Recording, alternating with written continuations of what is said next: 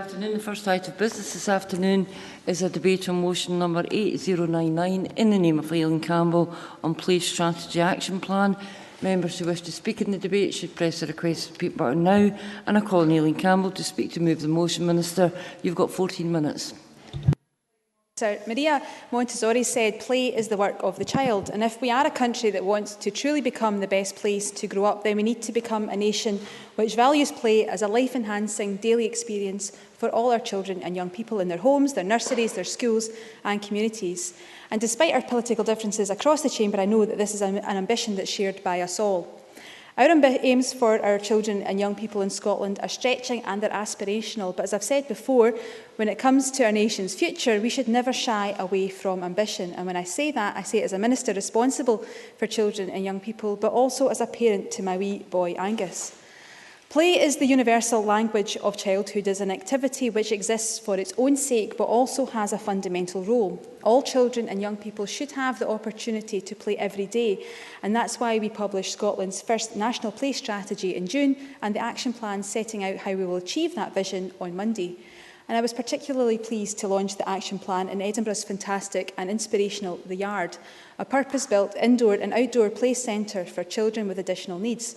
And I want this to send a strong signal that the strategy is for each and every child across Scotland, and appreciate the Conservative motion highlighting the need to focus on children with additional needs. The strategy articulates the critical importance of play, as well as our obligation to protect our children's ability to play. It sets Scotland on the right course for achieving the best for all our children, and draws together many strands of work happening right across government, such as the work being done by planning colleagues to highlight best practice in recognising the importance of play spaces when designing places, and the work my colleague Shona Robeson is doing in her portfolio of sport and her development of a youth sports strategy. And the perfect illustration of the links between play and sport is Judy Murray's Set for Sport. In this, she outlines the games that she played with Andy and Jamie, showing the importance of laying firm foundations with play in the earliest years in pursuit of success in elite sport later on. And we're very lucky in Scotland to have a play ambassador in Judy Murray. The action plan sets out specific actions, it sets out timescales and details of who is responsible for delivering the elements of the plan.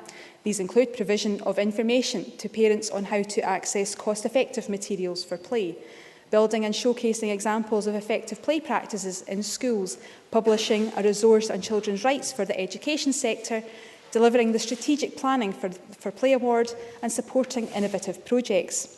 Work is now underway to develop an implementation plan to ensure the action plan is taken forward. And the motion that we debate today congratulates the work of the play sector. We could never have developed this strategy without them. So, Presiding Officer, I'd like to take this opportunity to thank all those who worked tirelessly to develop the strategy and the plan, and who will have a key role in its implementation. Many of those involved are here today in the public gallery, so I want to thank them for their ongoing passion and their commitment to play. Now, the word play belies its seriousness as a topic and its crucial importance to the very fabric of society. It's not something that's airy-fairy or frivolous. It's a fundamental part of childhood and crucial for the positive outcomes of our nation's future. Play helps children make sense of the world and their cognitive development, helps them develop problem-solving skills, helps them express their thoughts and their feelings, and helps with literacy, and it helps with numeracy. It's also, and we must never forget this, play is also about fun. Play is an essential part of childhood, taking place within the home from birth, through formal and informal learning, and in community settings through the use of public spaces and services. Our role as parents, carers and service providers is to enable and to facilitate play. And as politicians, policymakers, planners and practitioners, it's to ensure play is embedded at the heart of decision-making throughout our society and to provide the catalyst for cultural change.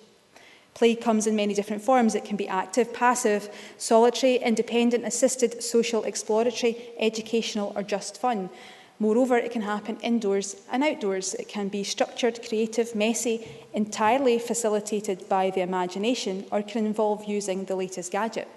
What is important is that that child and young person have the freedom to choose how and when they play, and it doesn't have to always be led by adults.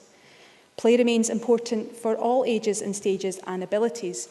It's important throughout infancy, childhood, the teenage years through adolescence, and beyond into adulthood. As George Bernard Shaw said, we don't stop playing because we grow old because we stop playing. Now, the importance of play in children and young people's daily lives and to healthy development has become increasingly recognised in recent years. A growing body of evidence supports the view that playing throughout childhood is more than an innate behaviour. It also contributes to quality of life and a sense of well-being. Children's play is also crucial to Scotland's well-being, socially, economically and environmentally. Our people are our greatest resource, and the early years of life set the pattern for children's future development. Research tells us that early childhood experiences shape developing brain architecture and whether our children grow into healthy, productive members of society. Our early experiences have a much greater lasting effect than most of us would assume, and play, as a first step in learning, delivers economic benefits by helping children develop the skills they need for learning. The potential for savings of up to £9 per £1 invested shows our commitment to play is right for children and also right for our economy. And as Scotland's Chief Medical Officer has also made very clear, the importance of play, stating that investing in children's play is one of the most important things that we can do to improve children's health and well-being in Scotland. And play is also important with regard to forming healthy attachments in the earliest years. One of the best ways to connect emotionally and physically with children is through play. And it's for all those reasons that we have and continue to develop our award-winning Play, Talk, Read campaign, which articulates the importance of playing, talking and reading with your wee one from day one, and to empower parents with hints and tips of things to do with their bairns. Now, seeing the difference play can make in a child's development is a delightful and it's an absolutely wonderful thing and benefits the whole family through supporting, bonding and building relationships. And as the mother of a lively and active 2-year-old, it's a sheer joy to watch his development through playing. And numerous studies, including Growing Up in Scotland, also show play to be a crucial factor in a child's educational achievement. The benefits from playing and having fun cannot therefore be underestimated. Now, the Play, Talk, Read campaign is in full flow at the moment. I think we couldn't let a debate in Parliament about play on the 31st of October pass without mentioning Halloween. The 30 things to do at Halloween before you're 3 is proving as popular as ever, with tips on how to get messy, to read some spooky books with your mum and dad, and how to carve out turnip lanterns, or of course to go duking for apples. But on a more serious note, I've also seen play used to great effect in prisons. For example, the work done in Dumfries Prison by SPPA enables and it strengthens relationships and builds attachments and bonds beyond the prison walls between a parent and their child. The fathers that I saw appreciate the chance they got to be with their child and to interact with them in a positive way. They are being given skills in parenting that they possibly never experienced when they were growing up, and it builds up their confidence and their own self-esteem. And the children get the benefit of being with their parent in a normal setting. That means they are not the ones being unnecessarily punished for the wrongdoing of their parent. Play is a simple tool, but used in this way is having a profound and very deep and long-lasting impact. Now, Presiding Officer, I've described how play is a child's job, but it is also a child's absolute right. Article 31 of the UN Convention of the Rights of the Child states that every child has the right to rest and leisure, to engage in play and recreational activities appropriate to the age of the child, and to participate freely in cultural life and the arts. Scotland warmly welcomes the UN General Comment on Article 31 adopted by the Committee in 2013. The General Comment provides interpretation of the article in detail and aims to raise awareness of its importance, promote a richer understanding of the content and provide guidance for its implementation. This General Comment also provides a really useful and tangible example of the importance of the UNCRC and about making rights real. The General Comments act to stimulate debate. They help to identify some of the key aspects of policy and practice that must be considered when working to improve the lives of our children and young people. Would the Minister take the intervention? Yeah. Ken McIntosh. Can I thank the Minister for taking the intervention? Just on the UNCRC, is the Minister still considering changing the wording in the Children and Young People Bill to saying having due regard to, as opposed to just taking under consideration? Minister. The committee's taken a lot of information on that, and there's a process to be ongoing through the stages of the bill. We're certainly very firm in the way in which we've laid out our commitments to the UNCRC that is the most appropriate way to recognise rights and to make them real. Now, I think we should also recognise that play as a concept is not a static entity. As generations pass, play evolves and changes as the years roll by, and I'm sure many of us remember playing outside our homes and communities. And I'm sure many of us also recognise children playing outdoors is happening less and less. Children's natural range has shrunk over the last few generations, with many venturing no further than their own back gardens unsupervised.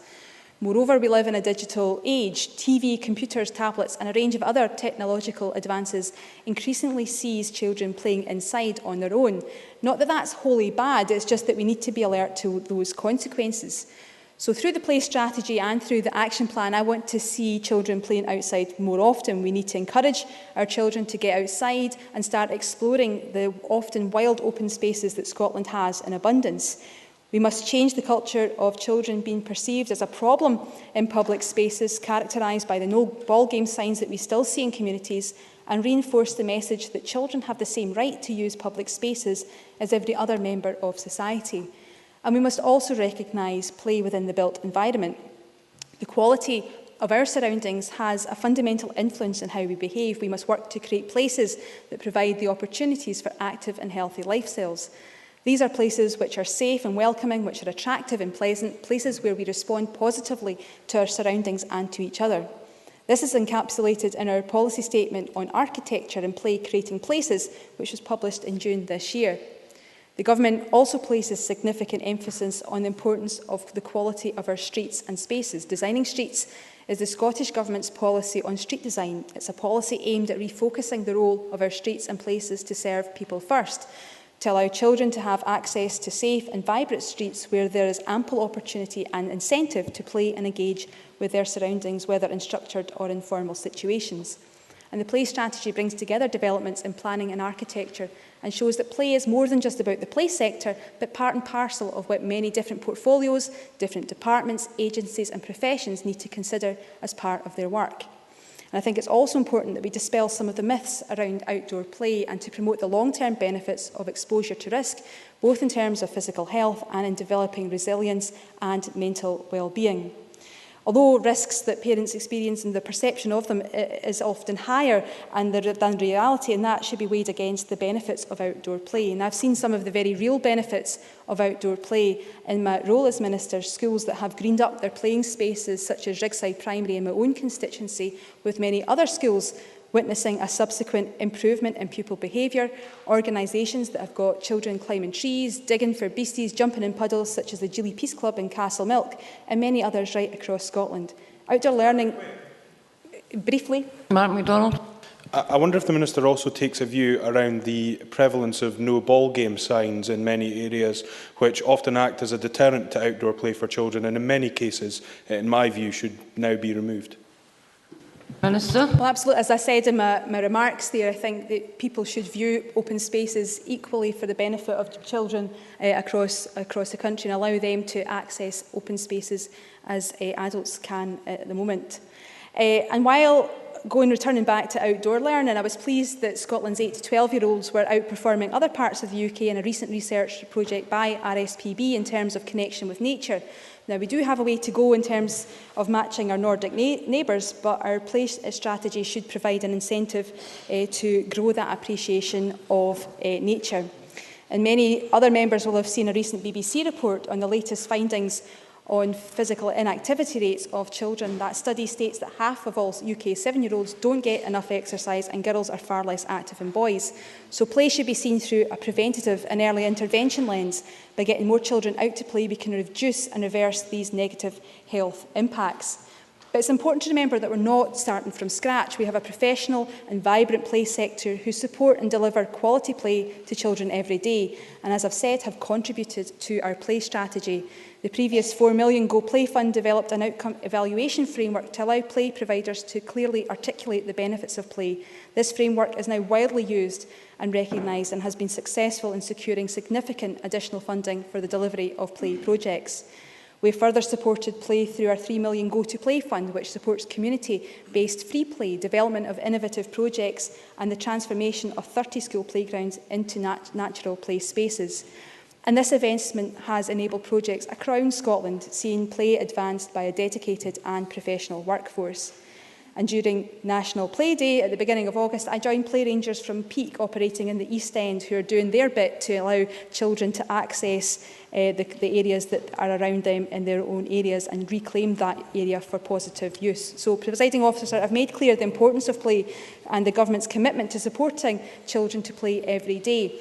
And I think recognising the passion and commitment from all MSPs and, of course, from the play profession themselves, that we are in an exciting time and an exciting moment for Scotland in terms of play.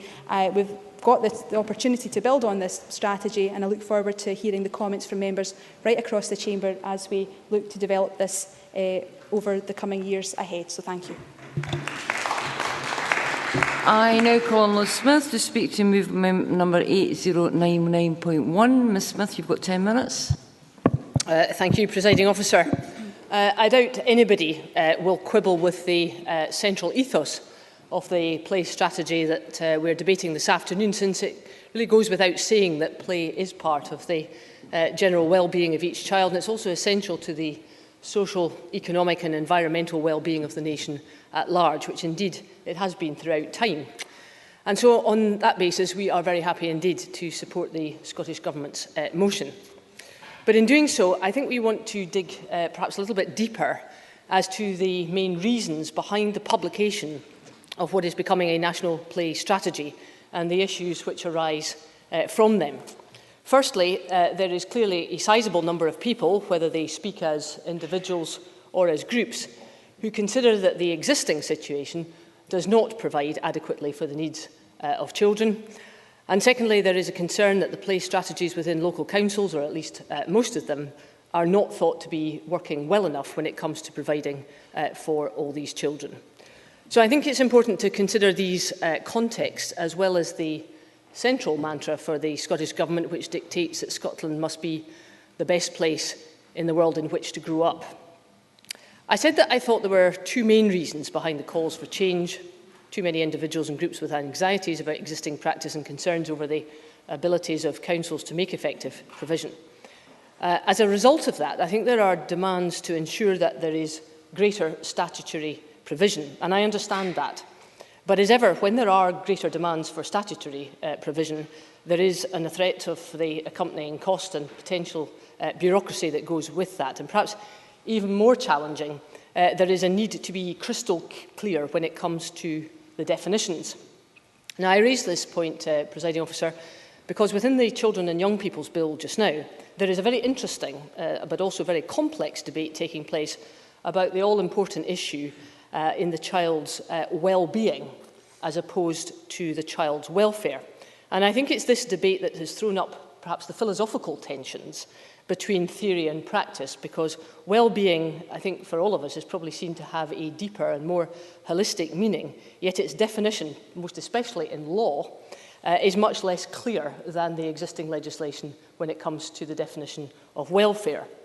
And following from that, I think there's a concern that the more you try to make statutory provision for an outcome where the meaning is open to several interpretations, the more difficult the territory you enter for those who are providing the service. And I think Ken McIntosh made a very good point when he intervened about the use of words in how we interpret that legislation.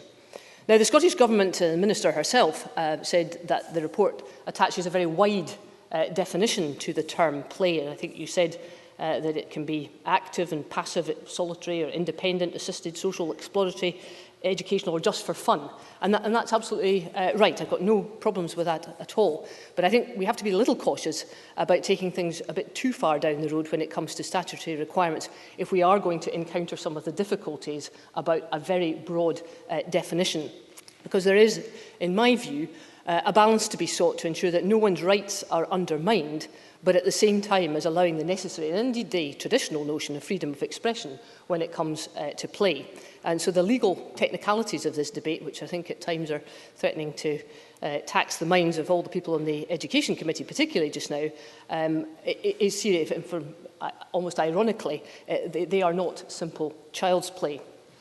Part of the question is to understand why the Scottish Government has decided to adopt a national play strategy as opposed to concentrating on encouraging better guidelines to be implemented in local authorities. And I know they say that they're complementary, of course they are, but I think I'm interested to know why the balance has to be more on the strategy side rather than feeding the local authorities with better opportunities. And I don't think there can be any argument at all that this comes back to the fact, and I presume this is the reason for the government deciding on a national strategy, that there are too many people who are uncomfortable with the current status quo. And that's a point which I think has been made by the very substantial number of groups who've lobbied heavily in this area, and it's obviously important that we listen to their views.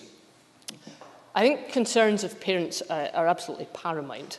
And I think it's hard to deny that these concerns have been growing in recent years, most especially when it comes to the pressures on the play areas in many local communities and the pressures on local authorities who may not always see play as a priority when it comes to the very tough decisions that they have to take on, in budgets. And a sizable number of communities are obviously very concerned about the lack of suitable play facilities, and in some cases a lack of facilities were actually fully safe. Now, I noticed that the Scottish Government went to great lengths to set out a list of the main objectives and provided us with some guide as to the likely time frame for each, which is helpful.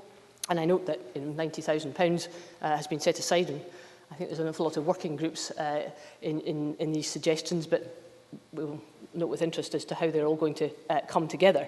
Could I just suggest, however, that I think some of the work that the Scottish Government says needs still to be done is actually partly already established. And I provide just one example of that, namely, I think it was recommendation 7.5, that there should be an audit of all the current levels of community access to school grounds and community campuses, which is absolutely the right thing to do and how well used they are. Could I just flag up the fact that at the cross-party sport committee just earlier this week, we were presented by Sport Scotland, Patricia Horton, with a pretty comprehensive presentation, which I have here, just how far they have gotten in already undertaking this audit. And I think it's very useful information that they have provided about the inventory of the school estate as it is now, and it's been updated, and how that is actually currently being used.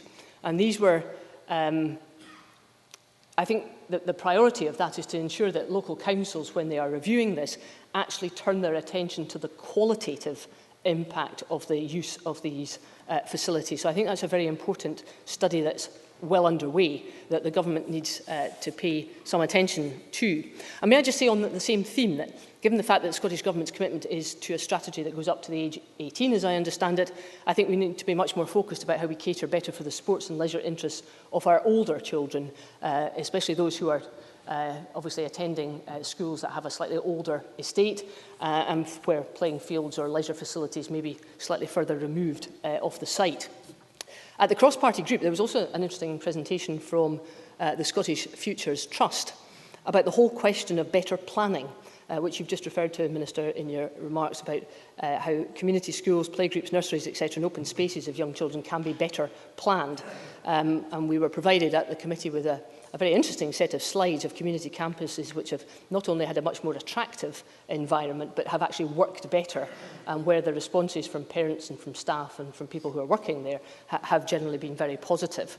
But there was a very substantial issue, in my opinion, about the accessibility of some of the bigger complexes, and I think that's especially pertinent when it comes to the older children.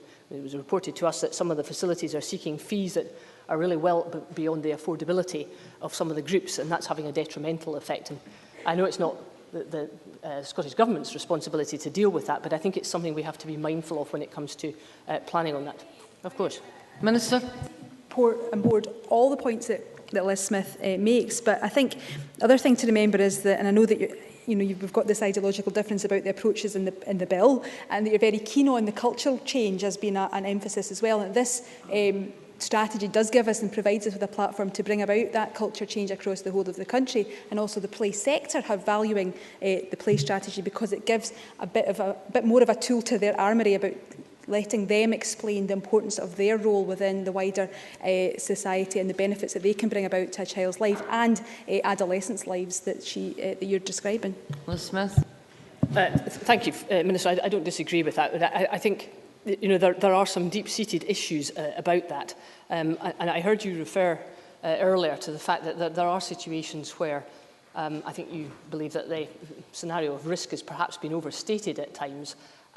I personally believe, as somebody who's very much involved in the debate in outdoor education about this, I fundamentally believe that. But I don't think we should underestimate the fear that many parents and staff have, and people in the voluntary sector who are really deeply concerned about that risk and where it places them and the responsibilities that they have. Now, just in my last minute, Deputy Presiding Officer now, could I just turn to our amendment, because I think I was very struck by an article that appeared in the Courier newspaper earlier in the month, where they looked very much at the difficulties that were being faced by disabled children when they were having to engage in play. And just to quote some of the comments that they were saying, that when it came to the lack of ramped access to parks, picnic benches don't always have empty spaces to allow children in wheelchairs to access them. There were situations where the seesaw or the swings weren't properly available to these children.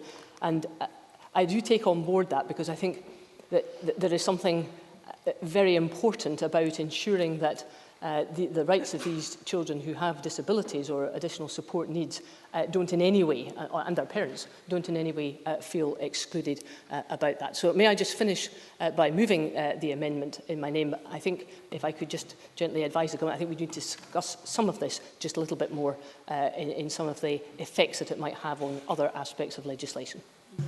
Many thanks. And I now call on Jane Baxter, 6 minutes. Thank you, Presiding Officer. I'm pleased to open for the Labour Party in this debate and to welcome publication of the Scottish Government's Play Strategy and Action Plan. I've worked with children and young people and have been involved in developing services to meet their needs, and nowadays I take great pleasure in watching my grandchildren play, so I can say with certainty that play is a serious subject. The need for a play strategy is something which is agreed by Scottish Labour and was a pledge in our 2011 manifesto. Play forms a fundamental part of a child's educational, social and emotional development, and we look forward to it becoming a priority in action as well as in word. And I particularly welcome the plan's inclusive vision of improving the experiences of all children and young people, irrespective of disability or background. Some people may not realise the importance of play, and for those who do not know how much about the issue, it can be easy to dismiss play and question why it merits a strategy at all, since we all know that children like to play and indeed will play given the slightest opportunity. But play can have a huge impact on children's confidence and quality of life, their educational attainment and their health and well-being. And nowhere is this more evident to me than with my own grandchildren. 4-year-old Kier's favourite day at nursery is the weekly outing with his class to the local community woodland to play and explore and learn outdoors. He comes home with lots to talk about, eats double helpings at his tea and goes to bed tired and happy.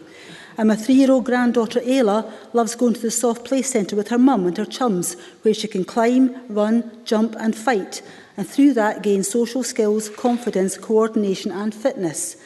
Or 2-year-old Gracie, who so loved jumping in muddy puddles at Princess Street Gardens that I had to go to the shops and buy her some dry clothes, but that's the grand's prerogative. Each of them learning skills and life lessons which will help them grow and develop into healthy, happy young people and adults. And the United Nations has endorsed the value of play by including it in its Convention of the Rights of the Child, which stipulates that children have the right to relax and play and to join in a wide range of cultural, artistic and other recreational activities. The Education and Culture Committee continues to debate the extent to which the UNCRC should be incorporated within Scots law, and I look forward to further consideration of this issue when the bill comes to the Chamber. I'm sure that everyone across this Chamber will agree that investment in children and families is one of the most crucial investments which we as politicians can make, with short and long-term dividends impacting on the wider community and the economy. And again, as we progress the Children and Young People's Bill, I don't doubt that we will debate how best to make that investment and who we think should be the beneficiaries, how to use the resources available to us to protect and nurture our most vulnerable children and young people, to ensure that all children and young people have the chance to live fulfilled and healthy lives and become responsible citizens.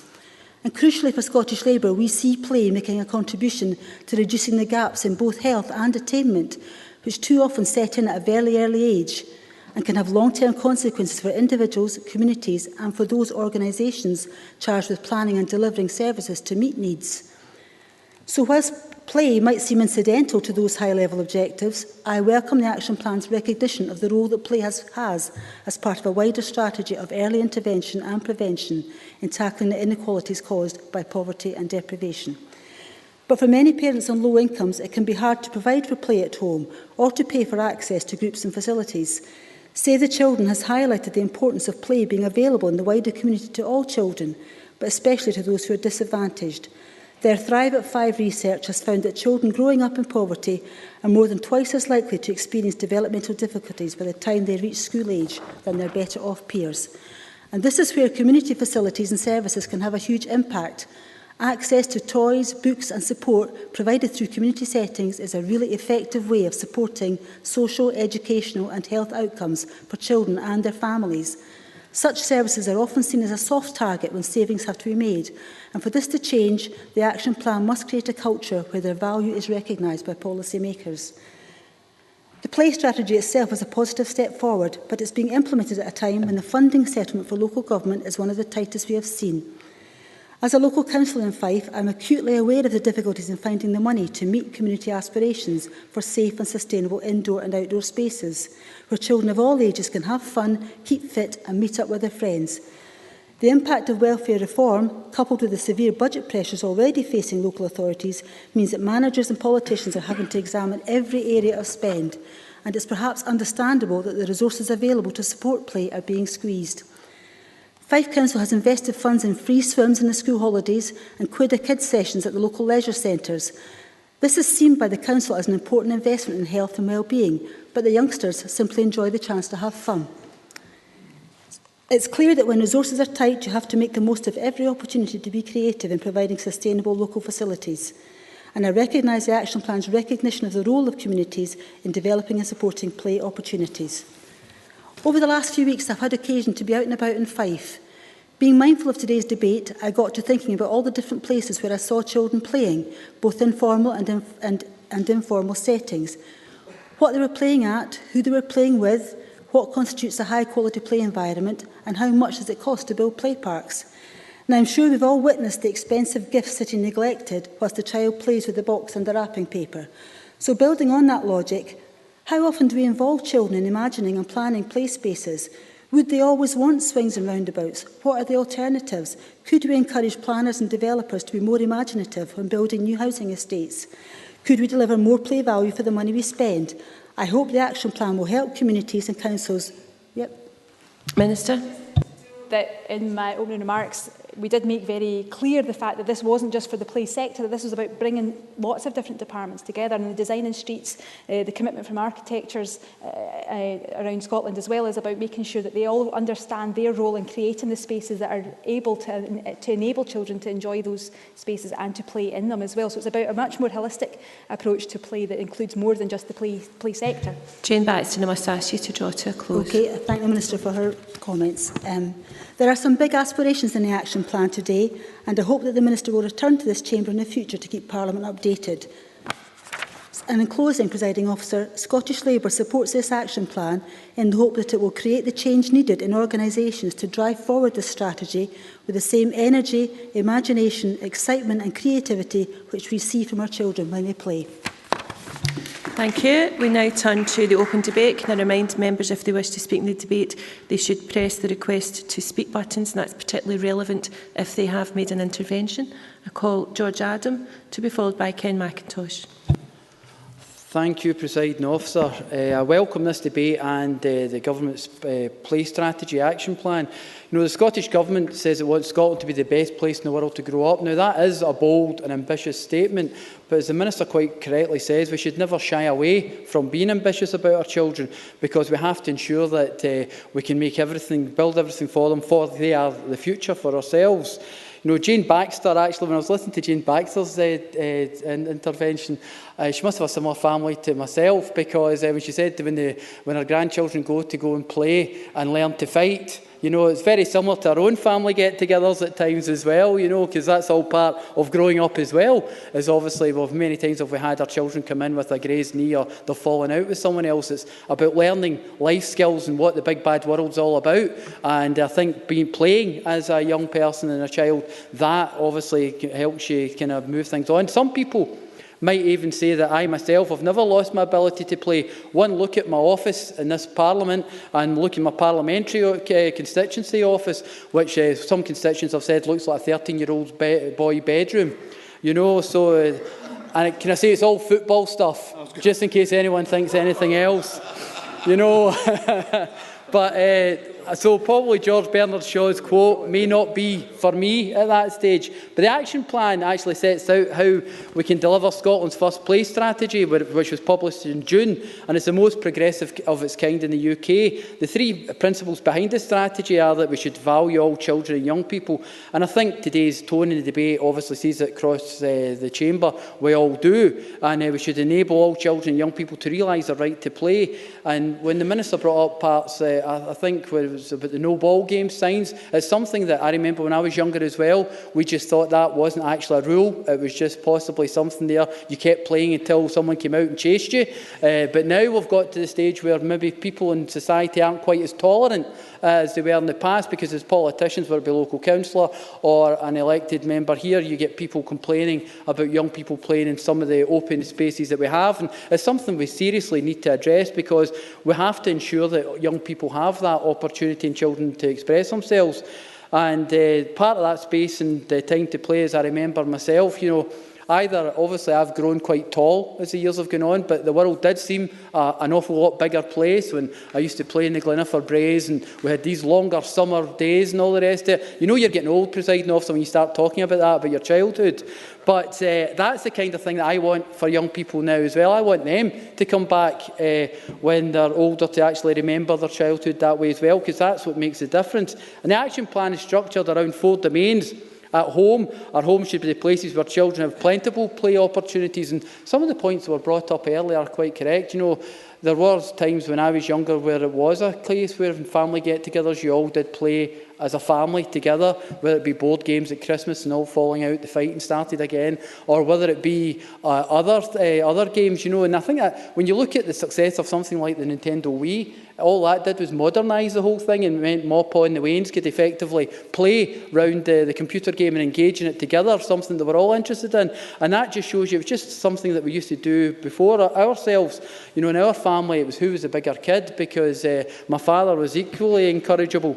And we used to play in a version with a balloon in the room, the whole family playing. It was like pre-association football rules, where everybody just kept running about. My mum always worried about the crystal in the living room at the time. But, you know, these were all the things that you remember as you get older, and it does develop you. It makes you closer to your family. You know, we have to ensure that at nursery school there is high-quality play opportunities and outdoor free play as well. We may not have the weather for it, but there has to be an opportunity for everyone to access nature and see what's out there in the world, because you know, there's some things that, as has been said during the debate, younger people tend to spend more time within their own homes and within computers and the internet. There is a, let's not Google about the nature, let's actually go out there and see what's happening in the real world. But in the community, there has to be sufficient space and playing. There's been much said about that so far, and I would have to say that, you know, it's up to local authorities in their area. As a councillor myself, we decided we would find a way to actually find money for play areas. You know, I was the chair of the local area committee in Paisley South, and effectively what we did was we set aside monies to make sure we could get over the cross-generational boundaries and make sure that we reclaimed our parks. Now, we invested in play areas that were multi-use. Not all the money came from the council. We managed to find money from various other sources as well. So we ensured that we spent money. Eventually, we got to a stage where we renovated some of the tennis courts, so that it was a case if we didn't do that, they'd have been gone. So it makes sure that we, like Liz Smith says, we can actually play sports at all ages and ensure that we can do some. So it has to have the political will locally. Now, there was times when I thought it was an impossible task, but I think you just have to actually say, you can find the money for that investment and just push towards getting it. Now, I know there's other people who are councillors that are probably going to be part of this debate, and they will probably tell their stories as well, but it's a case of actually going out there to make sure that we give them space. One of the things we spoke about as well during that time was actually teaching a lot of the younger people how and kids to play games that we all played when we were younger, some of the traditional older games. And now we've got that in one of our parks and the kids love it. You know, it's one of these things that just crosses the generations. So I think, just in closing, Presiding Officer, I think we have to be bold and ambitious, but we have to make sure and remember our inner child when we're making these decisions as well. And we have to make sure that not only do we talk about it within this chamber, we make sure that when we're out there, we try our best to engage with a cross-party situation to ensure that we can actually deliver this as well. Thank you very much. And I now call Ken McIntosh to be followed by Mark MacDonald. Thank you, Presiding Officer. And can I thank the Minister for bringing forward this debate, and in particular for her excellent timing. I don't imagine I'll be the only one here rushing home to get the kids ready to go out guising this evening. Halloween is one of the few days in the year, perhaps along with Christmas and your birthday, where we truly free up our children to celebrate their playfulness and their imagination, where we let them off the leash, we allow them to wander the streets after dark and, heaven forbid, maybe even knock on strange doors. Of course, the day has changed over the years. For many, it is now trick or treat rather than guising, although I should say I'm also very grateful that for the American habit of gouging out a pumpkin rather than the laborious and painful task of doing it to a turnip, as most of us experienced. But other welcome or unwelcome changes, depending on your age, including getting pound coins at some houses, not just sweets these days, and the apples and nuts are simply to keep the adults happy, as far as I can see. And I had a big debate with one of my children. I lost that debate too, a familiar experience, which is about him buying a ninja outfit off the internet rather than dressing up as Doctor Who using old clothes like his sister. But the point is, they both are having fun. And tonight I'll probably take the wee ones out at the 5 and under, but the bigger children in our house, those 8 and over, want to go off by themselves with their friends. No adult supervision, thank you very much. Now, what is slightly worrying is that the very freedom to play like a child, which I've just described, still seems all too rare rather than commonplace. Adults don't have the time, children don't have the places, and as a society, we only relax our guard 1 or 2 days a year, which makes today's debate, the play strategy published by the government this summer, and perhaps most important of all, the action plan published this week, so important. As I think every member has said so far, play is essential to our well-being. The strategy itself makes clear it can tackle obesity, improve health, even reduce antisocial behaviour. But most important of all, it can help develop our inquisitiveness, our resilience, our personality. And without it, as we all know, all work and no play makes Jack a dull boy. And of course, the benefits of play are well known and well used by some already. In the early years of primary school, for example, teachers have adapted the curriculum specifically so that there is greater emphasis on children learning through play. But even in the field of education, the more our children and young people progress through school, the more sober and serious the curriculum becomes, and the less time and attention there is given to play. There were 2 reports produced on successive days over the last fortnight that caught my attention. The first, from Strathclyde and Dundee universities, suggested a link between taking more exercise and improved performance in exams, including English, Maths and Science. The second study, also from Strathclyde, this time in conjunction with Aberdeen University, took the form of a report card on Scottish youth, and it gave us an F on obesity levels and on levels of physical activity. Now, there are many reasons why we as a nation are becoming fatter and more sedentary. Our increased prosperity being perhaps the most obvious, but our changed and changing attitudes to play are part of the picture, and to my mind, part of the answer too. If I may, yes. Liz Smith. Thank Ken McIntosh for taking the intervention. I think he makes an exceptionally valid point. Would he agree that there are concerns in some circumstances where what I would say common sense is thrown out the window when various children's play activities, like I heard of an egg and spoon race being cancelled because it was seen to be too dangerous? Would you agree that some of these things are seen to be very difficult? Ken McIntosh. I entirely agree with that point. I may have a chance later to talk about the risk-averse culture, but yes, there are stories about people banning conkers and so on, which are just clearly, risk aversion gone mad. But if I may digress slightly, and a point which I think Liz Smith will agree with, physical education and play are clearly not the same. Most of us enjoy playing. not all of us enjoyed PE. But both organised sport and unsupervised play activities suffer from not having a high enough profile in our school curriculum. They're not ranked highly in the academic hierarchy. And even when it comes to extracurricular activity, we don't give play, sport, or even music for that matter, enough time and support. And it can be done. I'm not a fan of private education, but it annoys me and frustrates me that many state schools do not offer the same focus on sport, on games and physical activity that is so often a feature of the independent sector. Now, even though the picture was not quite as bad in Scotland as it was across the rest of the UK, the stories about the high proportion of Olympic medalists last summer who are privately rather than state educated still rankles with me. Sport is not the same as play, but the point I'm trying to emphasise is that both would benefit greatly from a higher profile and higher status within our school and education system. If it's not too much of an oxymoron, it's a point the Minister made earlier, we don't take play seriously. Presiding Officer, this is a very welcome action plan. One aspect that jumped out at me was that the organisations on the list of consultees, or those responsible for implementation, are already champions of play. And in some ways, the most important actions on the plan are those out with the play sector, those involving people such as planners, architects, organisations such as local authorities. The strategy and action plan are very important, but I hope we can move towards even firmer duties and statements of intent. A duty on local authorities to take account of play when granting planning consent or building roads. Some of our local authorities already have excellent play strategies, which are making a difference. But even here, duties are interpreted differently. I agree entirely with the point Jane Baxter made earlier that I'd like to see more open and interesting places. Every time you build a new estate, you get a wee play park with a swing and a seesaw. But actually, is that what children really want? A few years ago in my family, my wife and I bought a play hut, a Wendy house, a wooden one for the kids to play in. But the kids and all their friends when they come around, they want to play in the tree house. And that's 4 planks of wood. And can I just say it's got nails sticking out all that. It would never pass any risk assessment at all. But it's been filled. It's been a palace, a castle, it's been a bedroom, a playroom. It's been filled with the children's imagination. Now, 7.5 years ago, since we actually debated, we had a members' debate calling for a play strategy. And at the time, many of us bemoaned the risk-averse culture, the cotton wool kids. And I remember Christine Graham, I don't know if she's here now, I'm going to paraphrase her, apologies because it's not quite accurate, but she said that if you hadn't broken your arm as a kid, you hadn't lived. She didn't quite say that. But play is about learning your limitations and managing risk. I don't want my children to be scared of crossing the road. I want them to be sensibly aware of the risks and dangers. I hope attitudes are changing. I could pick a few holes in the strategy about the UN Convention. I won't. I think this is a great move in the right direction. And I get to agree with the Scottish Government that often, but on well-being and play, I think we can work together. Thank you. Many thanks.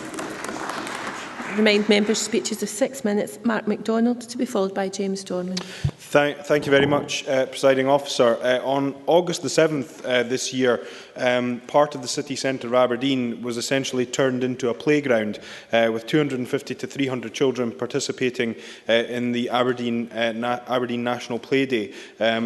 Included face painting, an obstacle course and a bouncy castle. That was organised by the Aberdeen Play Forum, whose role is to increase play opportunities in Aberdeen, working with organisations in the city, both public and private, but also including charities, voluntary and community organisations, to raise awareness about the importance of play. And I think that's the kind of approach that ties in very neatly with the strategy that the Minister has launched and which I welcome greatly. I think back to my time as a councillor and work that was undertaken in my ward around reinvigoration of some of the play areas in the communities, some which had fallen into disuse, one at Slewey Park in Dice and 2 in the Princess Drive area of Dice, which had fallen into disrepair, were not well used. Simple, in one respect, it was bringing partners together and bringing some funding together to put new equipment in place and to change the layout of the park and make it much more vibrant and well used. In the other, it was about bringing in some street art in terms of on the ground itself, which reinvigorated the area and has made it very well used by the young children around. But there are other areas in my constituency where there is a lack of play facilities, a lack of modern play facilities, and in some cases, such as Fawlett, Bray and Bucksburn, where play facilities have been removed with no prospect of them being replaced. And I take on board the point that members have made about the funding issues, and I recognise those because they were issues which I encountered at the time that I was working to reinvigorate some of the play areas as a councillor. And I think we need to think outside of the box, if you will, in terms of how we approach this, because we can't simply say, well, there's not enough funding in local authority budgets and therefore we can't make progress. We need to look at creative ways to try and encourage new play facilities and play areas to be developed. And one of those might be around looking to the private sector and looking at whether, in the same way as some local authorities, for example, will carry sponsorship of roundabouts, whether sponsorship of play parks, which could fund new facilities, is something that should be considered. But I think the other thing that we need to think about in terms of this is also looking at the cost of play equipment, the prohibitive cost of play equipment in many respects. And I think we need to look at the companies who are supplying play equipment and look at whether or not they're offering us true value for money and offering us the price that ought to be offered when it comes to the cost of some of the play equipment that is there. But I think Ken McIntosh's anecdote about the Wendy House actually made me think that, you know, sometimes you don't need play equipment. You don't need expensive play equipment. All you need is the imagination of a child, and that sometimes is all that is required. And that's why, in my intervention around no ball game signs, I think that sometimes we do our level best to prevent play from happening in certain areas. Certainly when I was growing up, no ball game signs were certainly very good for goalposts. But apart from that, presiding officer, I think that we do need to look at how we are encouraging open spaces to be used by children. I want to focus the remainder of my comments around the issue of disabilities and additional support needs, and I note the Conservative amendment, and I think it's a welcome addition. I think it enhances and strengthens the motion that has been brought forward. I want to read some testimonials from families who have difficulties accessing leisure and play facilities. There isn't anything suitable for our young daughter with autism.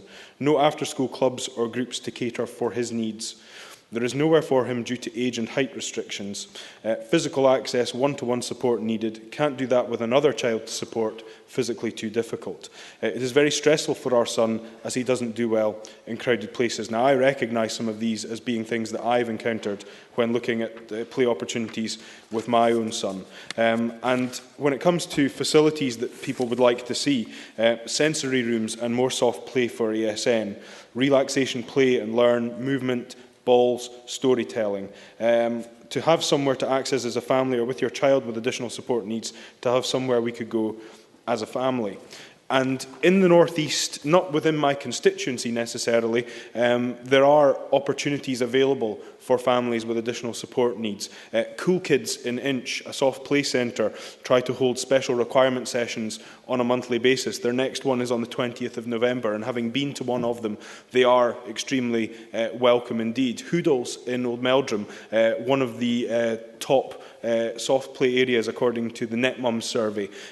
Today is their special requirement session. They hold them the last Thursday of every month. They have prizes for best fancy dress for boy and girl, and those sessions run from 5:30 till 8 p.m. So there are good examples of organisations and private enterprises who are reaching out to try and make their areas more accessible to children with additional support needs, because it can be difficult when you are a family with a child with additional support needs to be able to access these kind of facilities through the times when they are open to, if you will, the mainstream, because they can be very busy, they can be very crowded, and when you have a child who has particular sensory issues, a lack of ability to understand the concept of waiting and taking turns, and often if your child is the one who will only want to use the middle of the 3 slides, it can be difficult to explain that to other children and parents. But there is a facility in the North East in West Hill, which is in my colleague Dennis Robertson's constituency, called Sensation All, which is designed specifically to cater for additional support needs children. It has sensory provision there, toys and other opportunities for sensory play, and they are looking to fundraise at present to increase the availability of play facility there. But I think, if I may, presiding officer, I would just want to end by quoting from Dr. Seuss, because frankly any opportunity to do so is a good opportunity. Oh, the places you'll go, there is fun to be done. There are points to be scored, there are games to be won, and the magical things you can do with that ball will make you the winningest winner of all. And I think, having a national play strategy, we can make Scotland's children the winningest winners of all. Thank you very much. I now call James Dornan to be followed by Christian Allard. Thank you, Presiding Officer. There's no doubt there are clear long-term economic and social benefits attached to play, and that investing in children's play is one of the most important things that we can do to improve children's health and well-being across Scotland. It's good for the child, it gives them confidence, ability to communicate and share with other children. And listening to Jane Baxter earlier talking about her grandchildren, it reminded me, I hadn't this in my speech, but it reminded me that my two grandkids, their early years was spent in a tenement, lovely house, lovely place, but there was no play area for them. They moved away, 10 years ago now, they moved away, and within a year you could see a huge difference in their confidence and their physical abilities and stuff like that. So it was a very good point that was made. George, you're an inner child. I think you're still playing with them. So. Looking at the action plan, the 4 domains of home, nursery and school, in the community and positive support for play, I wish to concentrate on the last of these, and I'll explain why in a minute. But first of all, here comes all our yesterday's episode. When I was a kid during the holidays, we left the house in the morning, come rain or shine, came home at lunchtime sometimes, and then came home for dinner, hopefully to go back out to play before bedtime. We played hide and seek or Alevio and hid up trees. We played best man fall with branches for guns, then rolled in the mud, one shot with these guns.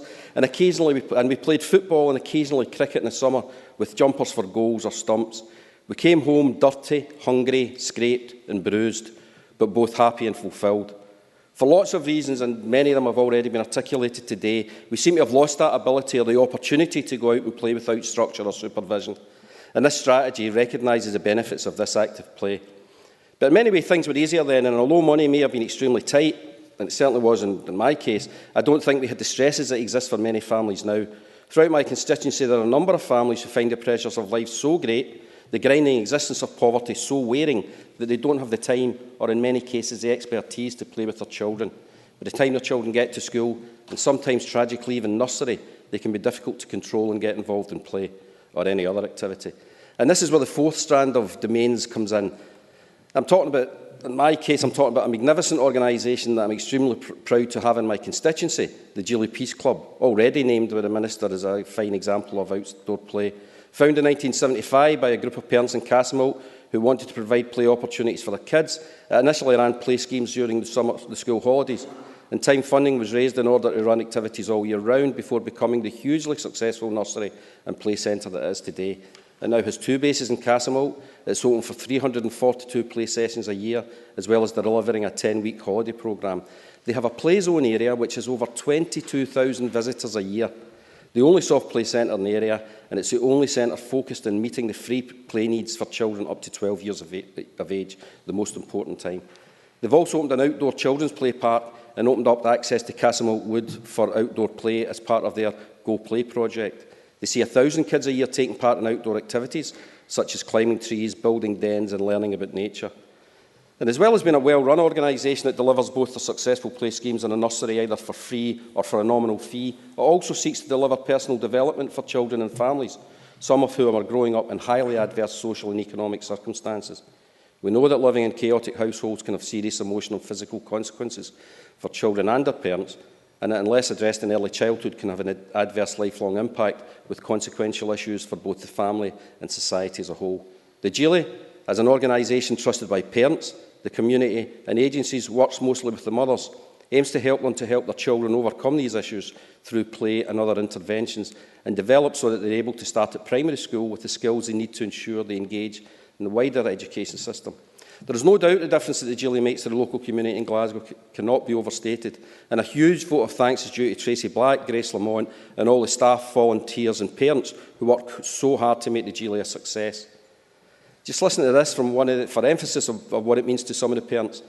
This is a direct quote. "If the Geely hadn't been here, there is a 99% chance my children wouldn't be with me now." Now that is making a difference. A recent study by Stanford University, based on American statistics and an American pilot study, showed that early intervention and working with parents who need support and assistance, both during pregnancy and then until children reach school age, is one of the most important tools used to reduce crime. There was a 59% reduction in child arrest by age 15 for children who had gone through this programme, compared to children and their parents who could have used the help but didn't get it because of the limits of the pilot. This mixture of early intervention and play, which has such an impact were tested in America, is having a similar impact daily when used by the GLE and other like-minded organisations. The Scottish Government have made a commitment to make Scotland the best place in the world to grow up in, and we know that it is better for all of us if we invest in programmes like this, rather than pay a far higher price later.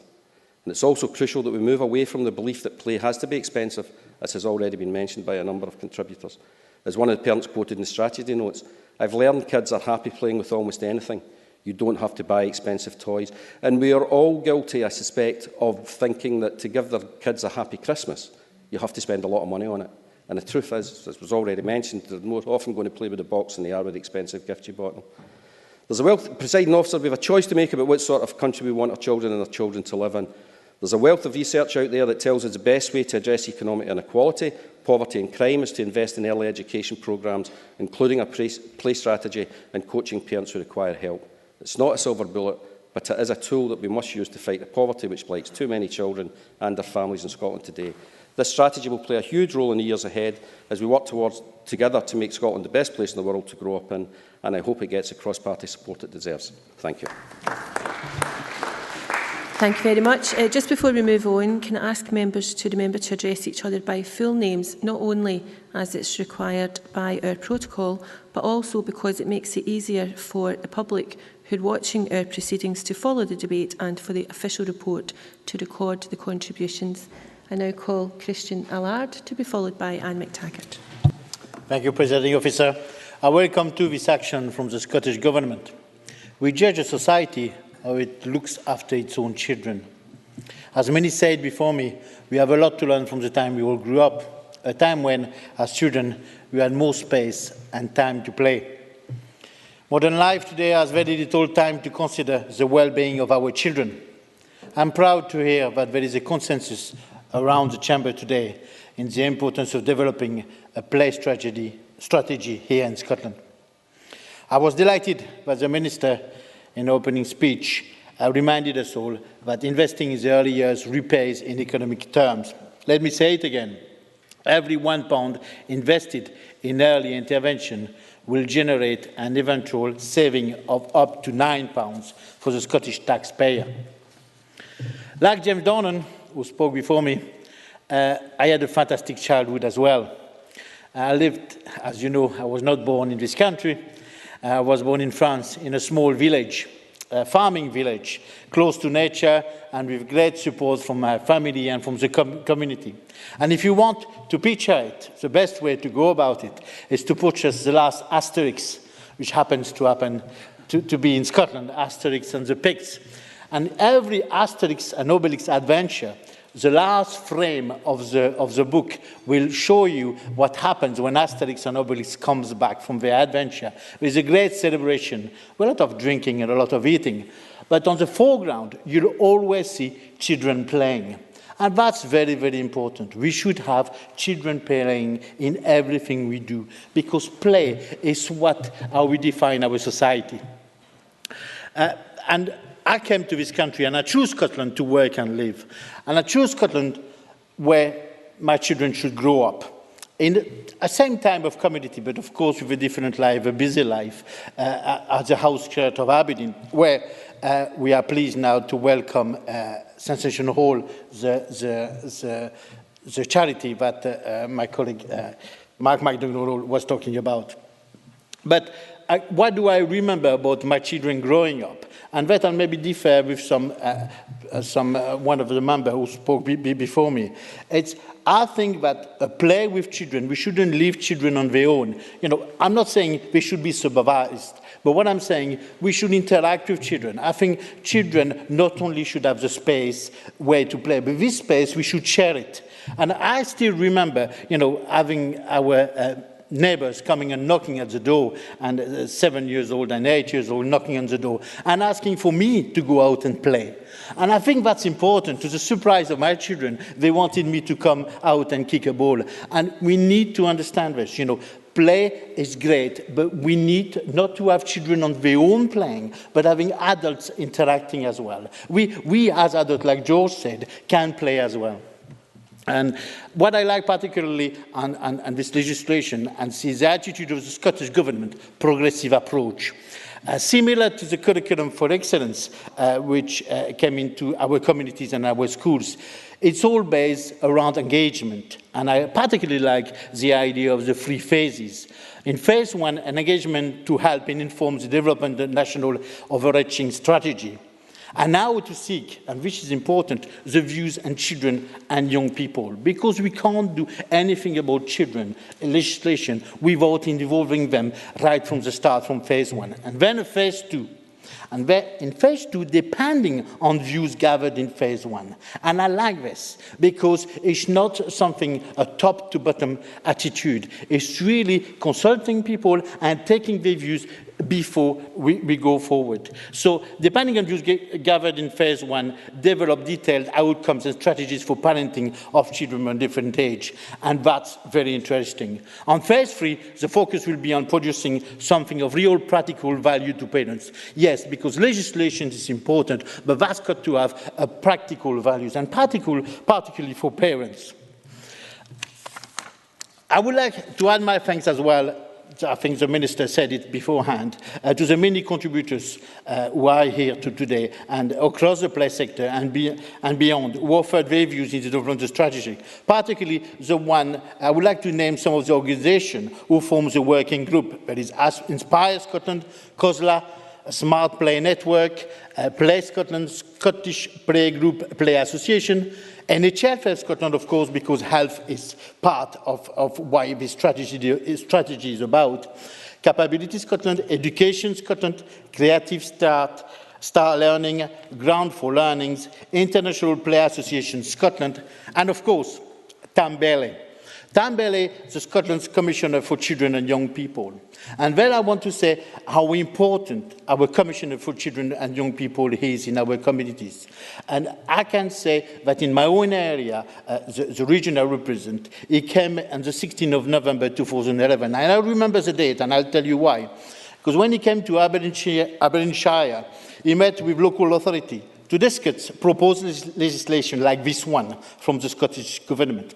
He went to Portlethen Academy to meet with 12 members of the Schools Council. In West Hill Academy, he met school-based youth workers and addressed no less than 25 members of the School Council on his role.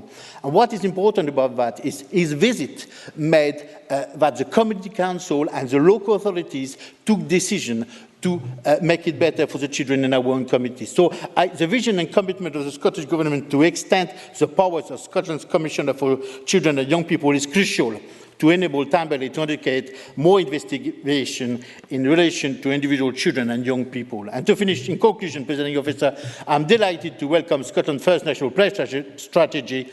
Children's play is crucial to Scotland's well-being socially and economically. Presiding Officer, I share the ambition of the Minister. I believe an independent Scotland will become the best place in the world to grow up. Thank you very much. I now call on Mick Taggart to be followed by Fiona MacLeod. Thank you, Deputy Presiding Officer. I am pleased to contribute to this important debate on the subject of the Scottish Government's play strategy and the wider efforts being made to ensure that Scotland is the best place in the world to grow up. I wholeheartedly agree with the Scottish Government that play is vital from the early ages and stages of a child's life, that engaging in fun, educational activity is hugely beneficial to the health and well-being of our youngest citizens. It is undeniable that encouraging our children to become active and interact with their peers is a core part of their educational journey that begins long before the introduction to primary school. Children learn to play before they learn to walk or talk, and it's our collective responsibility to ensure that their experiences are quality and meaningful. However, encouraging play amongst children is contingent to no one other single factor and depends on genuine investment in each and every area of a child's life. Play should be a focus in formal and informal environments. It should be a priority in schools and in the home. Parents, teachers, health professionals and others should all play a role in the development of our children, and it's down to us to ensure that our youngest generation has the resources to get the very most out of their formative years. Programmes such as Getting It Right for Every Child and the Named Person Scheme for looked after young people are well-intentioned and, if appropriately resourced, are exceptional tools to increase the quality of life for Scotland's young people. However, without adequate investment, they can only ever be commendable aspirations that make little difference to the lives of our most vulnerable children. To fully implement many of these policy initiatives, frontline workers, whether that be within the voluntary sector, education, social work or health, will need more time with each child and greater readily available resources to support the invaluable work that they carry out daily. I want these initiatives to be as successful as they possibly can be, and the uncomfortable truth is that this requires serious investment in our schools, our social work services, our NHS, but most importantly, alongside increased support for our parents. I am confident that the whole Chamber joins me in aspiring to the reality where all children have the same opportunity for play in their formative years and where no young person suffers as a result of a lack of resources, either in their home life or their time at school. To achieve this, we must prioritise young people in Scotland and further invest in the services that make the most significant difference to our children and their biggest supporters. Thank you. Thank you very much. I now call Fiona MacLeod to be followed by Stuart Maxwell. Thank you, Presiding Officer. I think it's really important that the Minister talked about the fact that the UN Convention of the Rights of the Child, Article 31, talks about the child's right to play. And I think that is the way to start any contribution to this debate. The Minister talked about how play is also about learning, how play can lead to us young people being able to learn about independent choice, about collaboration and cooperation, about risk-benefit assessment, horrible term, but I'll come back to that later. And also what it teaches young people through play is about the consequences of actions, and those surely are all skills for life. But above all, as the Minister said, play is fun. And I think many members have reminisced, and I want to do a bit of reminiscing as well, because what I was thinking about is the intergenerational fun that we have when we play with children. James Dornan was reminiscing about his own childhood. It sounded very much like mine, up in the morning, out and not back till someone came and got you, basically, when it got dark. But I was thinking very much about my son, who's now 23, about his play experience when he was young. I mean, I just look back and think the dirtier what he was, the happier he was when he came home. I'm now in the same position with the dog. But when Ken McIntosh was talking about his family's Wendy house, in my house, of course, politically correct, we had a playhouse for a little boy. But it was the way that I was just remembering how he used that playhouse with his granny. He used to play Mugged Up Cafe, where he was in the playhouse serving his granny the cup of tea that she had when they went up to Mugdock to play. And it was so wonderful watching them interacting like that. But of course, what he was also doing was learning. He was learning about cooperating with somebody to listen to what they wanted. And a few months after watching this one afternoon, one of my friend's children, the same age, round about 3, was diagnosed as a late speech developer. And lo and behold, the speech therapist said to his mum, go out and buy a tea set, because that'll get him speaking and cooperating, exactly what Kenneth had been doing with his granny without anyone telling him to do it. And just one last one that I have to share with the Chamber, intergenerational. My son had a much younger cousin, And he was able to keep playing for many years into his teenage years because he was doing it for Cameron, not because he wanted to play, and he loved that. And one of the things, we had foam swords, not terribly politically correct, but at least they weren't guns. I kind of gave in that one. But they got the foam swords, and we used to go out at night time in the summer, and they would go wild with these foam swords in great battles, until one day we took a friend's mum, and by goodness did it unleash the inner scary mum. She just went wild with the foam swords, and it was great to watch this truly intergenerational play. But of course you will expect me as a librarian to say what I'm delighted about is I can tell the anecdotes, talk about my childhood, my son's childhood, but now there is an evidence base that tells us how important play is in the development of young people. And I think that's really important because it allows us to play officially, doesn't it? And in the action plan, we see at 9.3 where that comes into the plan. But also being able to play because the evidence says we can also allows people to invest in play. And again, we see that at 9.12 in the action plan. And many members have talked about how important it is that you involve young people in the development of their play areas. And in my constituency, there's the Kirkintilloch Skate Park, which I think is now about 10 years old. It was young folk that said they wanted it. They got together, they got the adults supported, they were all supported through, and my goodness, 10 years on, it is still incredibly well used. Another thing I'm really like to see at the moment is my local nursery school take the kids into my mum's care home. So the old ladies get to watch the wee ones play, and I'm sure it won't be long before they actually get down on the floor and start playing with them themselves. But this, being allowed to do this officially, being able to invest in it, Scottish planning policy actually, if I quote from it, says, planning authorities should protect valued open space, and I think that's incredibly important. And many of members were met my fellow constituents and villagers from Westerton and how they are fighting hard to maintain the 100-year-old green space that we have there. Two areas that I very quickly want to pick up on, and I don't think I'm going to be able to, so let me concentrate on health and safety. My husband's background is a health and safety professional, and health and safety is about risk management. It's not about being risk averse, it's about managing risk. It's not about the modern urban myths. I think Liz Smith raised one of them, Ken McIntosh, you can't play conkers if you don't have safety specs on. That's not what health and safety is about.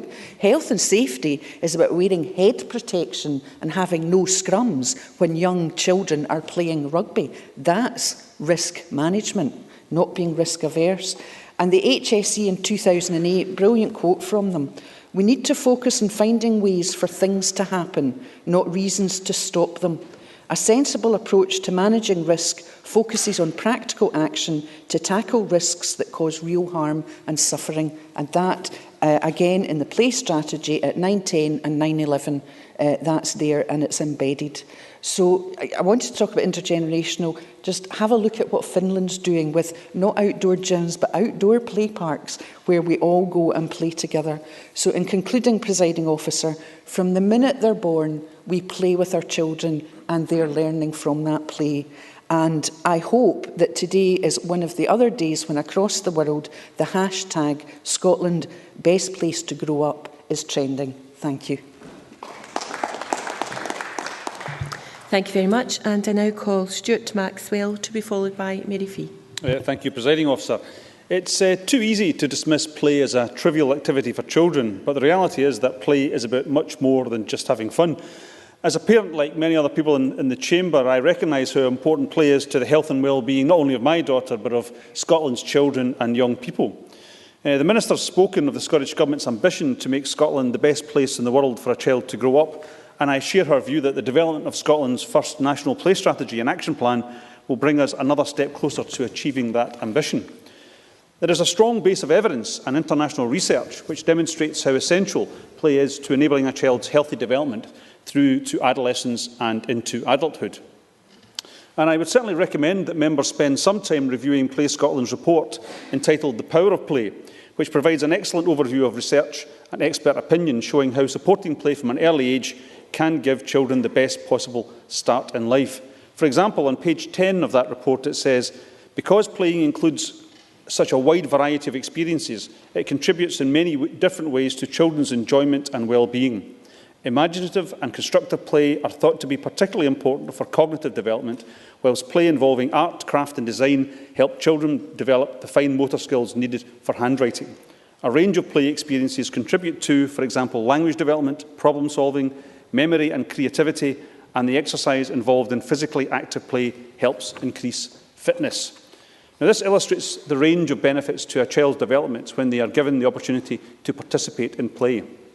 Play throughout childhood is a key part of learning physical, intellectual, emotional and social skills, and it plays a crucial role in helping children grow up to be healthy, productive members of society. I have to say I've been fascinated by members' anecdotes about children's games and about games from long ago, and by long ago meaning 1960. Can I recommend that members look at the Bruegel painting entitled Children's Games, which was painted not in 1960 but in 1560. I saw it 2 weeks ago in the Kunsthistorische Museum in Vienna. It has children, dozens of children, playing dozens and dozens of different games. And nearly all of those games are instantly recognisable, probably to every single person in this room. But things have changed in the last 20 years, and that's why I think it's essential that we have a national play strategy. Because we know that children are spending more of their time indoors with an increasingly inactive and sedentary lifestyle. Recent research led by the University of Strathclyde into the physical activities of Scotland's young people found that only 19% of adolescent boys and 11% of girls aged 11 to 15 do the recommended 60 minutes of play per day. Moderate exercise per day. Furthermore, it was found that 76% of 11 to 15-year-olds watch more than 2 hours of television each day. Now, this demonstrates the challenge that Scotland faces, with almost 1/3 of Scottish children categorised as overweight or obese. However, the study also recognised the positive steps taken by the Scottish Government to bring forward national policies, strategies and investment to improve opportunities for young people to participate in healthy activities. The Scottish Government's ongoing commitment to developing play opportunities for children can be seen through a variety of funding streams, including the £3 million Go to Play programme managed by Inspiring Scotland. This builds on the progress of the Go Play Fund, which has helped benefit a number of play initiatives in communities across the country. Now, one of the projects to benefit from this support is based in my own region in Western Bartonshire, where the Environment Trust has been working to develop new spaces for play in local schools, parks and streets. Pupils at St Mary's Primary in Alexandria worked in conjunction with the Trust to design and create a new Scandinavian-style free play space in the school playground to better facilitate outdoor play and learning. The National Play Strategy focuses on strengthening the play infrastructure in Scotland to ensure that children and young people have better opportunities to participate in play. And results from the latest Scottish Household Survey found that around 9 out of 10 households with children aged 6 to 12 typically have access to at least one form of play area in their neighbourhood, such as a park, playground, field or open space.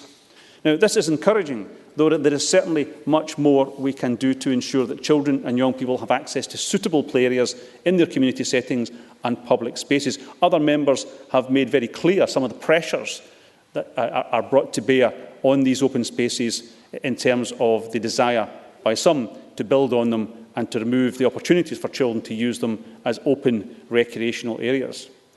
A number of alternative funding routes are available to help develop better play provision for young people, such as the Cashback for Communities initiative and Big Lottery funding. The action plan highlights the need to showcase the positive impact of play to potential funding bodies, and I know that the Big Lottery in particular has facilitated a number of fantastic community projects for children and young people across Scotland.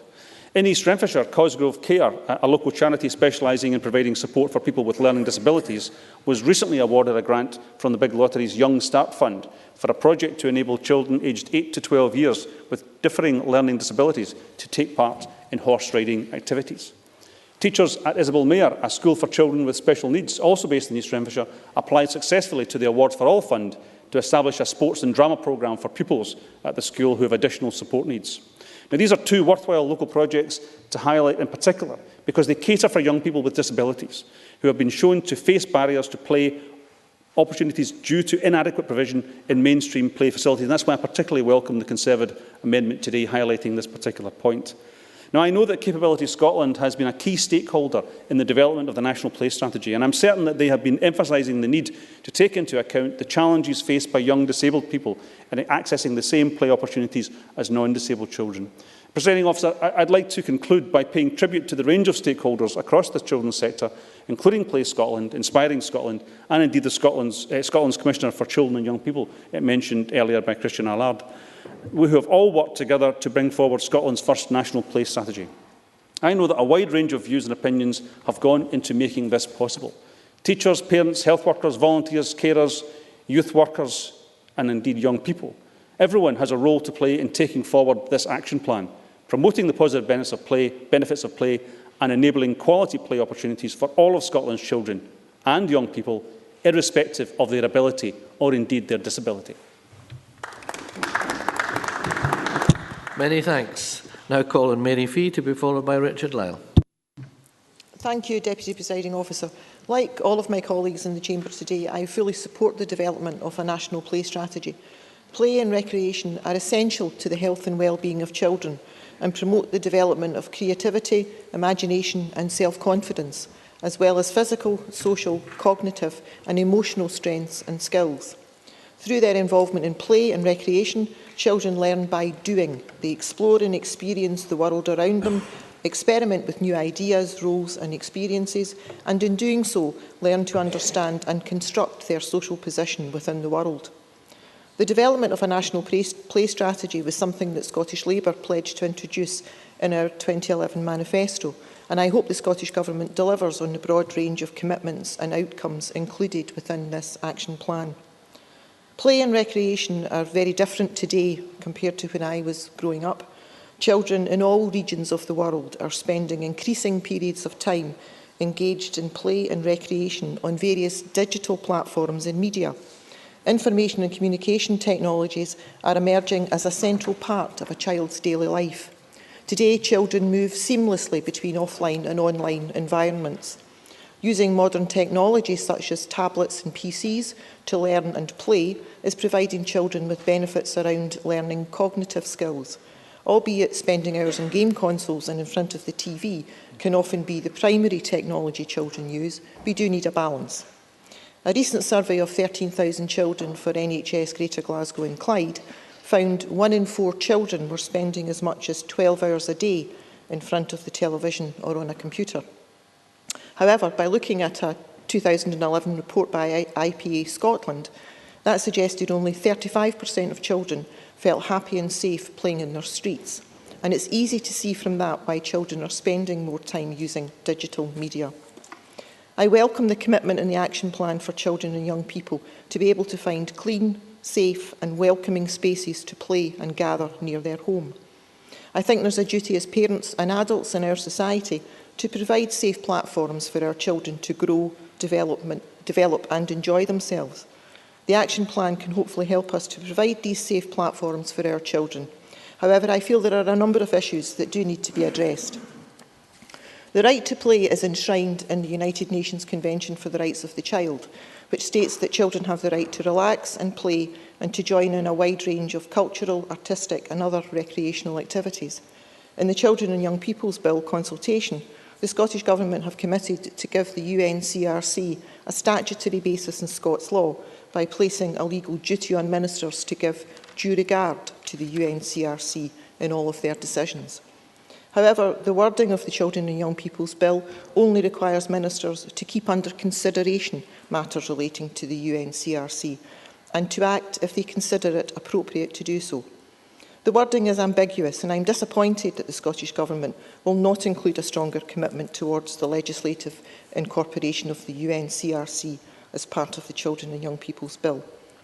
Every child should be able to enjoy these rights regardless of where he or she lives, his or her cultural background or his or her parental status. According to Children First, 1 in 5 Scottish children are officially recognised as living in poverty. Research from Save the Children demonstrates that children growing up in poverty are more than twice as likely to experience developmental difficulties by the time they reach school age than their better off peers. There is a substantial evidence base to suggest that access to high quality play experiences from a very young age can support the healthy developments of some of our most vulnerable children and nurture literacy and key skills that can unlock their potential and help address the gap in educational attainment. I agree with the view of Save the Children that the Scottish Government should prioritise support for families experiencing poverty in the Play Action Plan and should endeavour to join up commitments made in the National Parenting Strategy to prioritise support for parents to provide a good home learning environment. Many of the actions within this action plan apply to local authorities that have already had to absorb significant cuts to their budgets, and local authorities may struggle to increase current leisure services beyond current levels. And last year, the Scottish Government committed to providing £3 million for play through the Early Years and Early Intervention Change Fund, which supported projects to help children play safely in their local area. In light of budget pressures on local authorities, I'd like to see assurances that the measures contained within this plan will be backed by the financial resources to turn these ambitions into reality. And finally, Deputy Presiding Officer, I feel that the Play Action Plan strategy can be used as a tool to help vulnerable children in certain sections of society. It's estimated by Families Outside that there are 28,000 children living in Scotland with a parent in prison. The incarceration of a parent can have an adverse effect on a child's development, as well as increasing the likelihood of them growing up to offend later in life. The Play Action strategy, coupled with the Early Intervention and Change Fund, could be used as a tool to help and support this vulnerable group of children by providing quality play and recreation time with their incarcerated parent.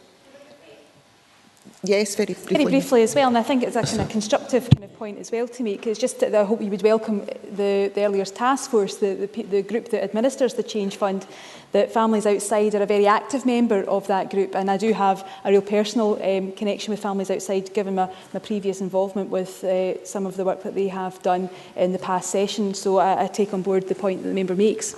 I thank the Minister for that clarity, and it's an important section of society, and I'm pleased that they won't be overlooked. I fully support the development of the National Play Strategy, and I feel it can have an integral role in a child's development and can be an invaluable tool in helping society's most vulnerable children. And with ongoing support and commitment, we can turn these ambitions into a reality. Thank you. Thank you. I now call on Richard Lyle to be followed by Claire Adamson. A generous 6 minutes. Thank you, Presiding Officer. I support this debate today as a father and now a grandfather. My grandson, Rory, is now a year and a half old. He now teaches his grandfather how to play, and I, like all grandparents, love it. Play Strategy for Scotland is, I believe, committed to the development of children, noting that play is a fundamental component of how children grow. It is our responsibility, especially as policymakers, to ensure that children have the opportunity to play and realise their full potential. In my former role as a local government councillor for 36 years, when first joining the council, I was astounded at the cost of play equipment. But I was committed to ensure that play areas in my ward and throughout the authority were upgraded and that more money was allocated to play, and also committed to reduce no-ball game signs. During my term, I involved several schools in designing new play areas which gave the local children an input into what was being installed. Several small play areas, after consultation, were closed in order to erect a more central, safer and more innovative play area. I was also able, prior to leaving the council, to access external funding from a housing association which wished to build in my ward. This external funding ensured that a play area which was being requested by a local group was built, and over £100,000 was obtained to promote play. Local groups, local councils and councillors must be innovative and explore all avenues in order to ensure that play is an essential part of council policy. Can I, if I may, relate a story in the words used to me? And I look forward to seeing this in the official report. While walking through the Duo scheme, an area in my ward in Orbison Belsill, I was stopped by a wee boy aged 10. He said, "Haw Dick, what are you doing for us kids? You're doing for all these Ollians, but what are you doing for us?" He was right. I then went on to access and build a youth centre for kids in my ward, receiving £150,000 from the then Scottish Office Urban Aid Fund. This is what you can do. You can access local funding. The point made by Mark MacDonald and also by George Adams earlier. So one of the play strategy for Scotland must be resounding points that play and future well-being are highly linked. They explain that play helps to promote brain function that increases flexibility and improves potential for learning later in life. It is also noted that play serves more important social, emotional functions. Additionality has been shown that children who have the opportunity to actively play grow to be better problem solvers. Therefore, creating an environment that allows them such opportunities is highly beneficial not only to children but society as a whole. Play Strategy for Scotland has also highlighted that investing in children's play is one of the most important actions we can take to improve children's health and well-being.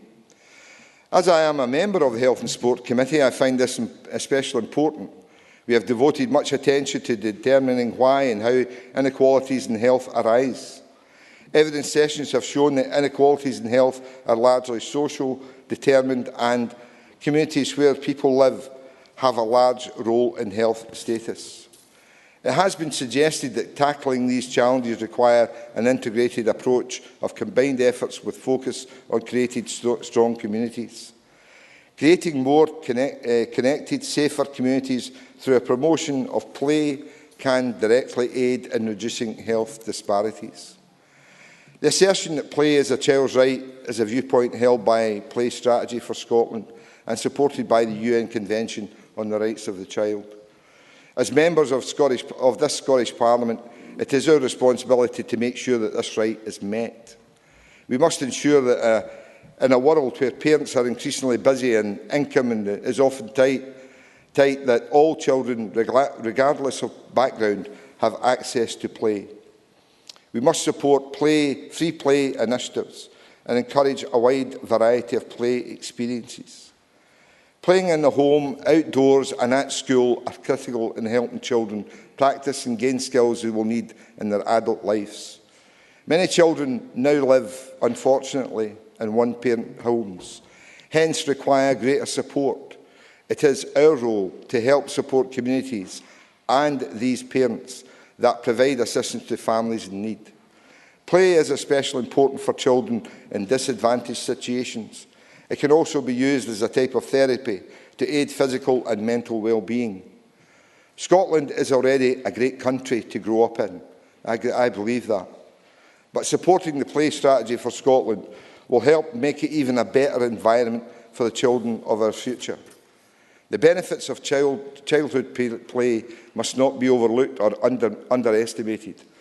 Play directly affects how our children develop, what types of adults they become. We must do all that we can to create a positive environment for the children to flourish and express their creativity. By providing play opportunities and safe areas to play, we can enhance communities and ensure healthy people. Playing children can provide a better Scotland. I urge all of you to consider this message mindfully and support Play Action for Scotland. Thank you. Thank you very much. I now call on Claire Adamson, a generous 6 minutes, and after Claire has spoken, we'll move to the closing speeches. Thank you, Presiding Officer. In 2007, I was elected as a local councillor in the Wish area and was elected onto the Scottish Accident Prevention Council Home Safety Committee. And it was on that committee that I learned some of the shocking statistics about accidents for our children and young people, and learned that this was really an issue of social justice, because in socially deprived areas, children are 5 times more likely to die in an accident. Not all of those will be in play, of course, but we know from the research done by ROSPA that much of the accidents that happen to young people are in a play environment, and we see much more of them in the long summer holidays than we do at other times of the year. James Dornan talked about the issues that can affect a family in terms of play and interacting with their children.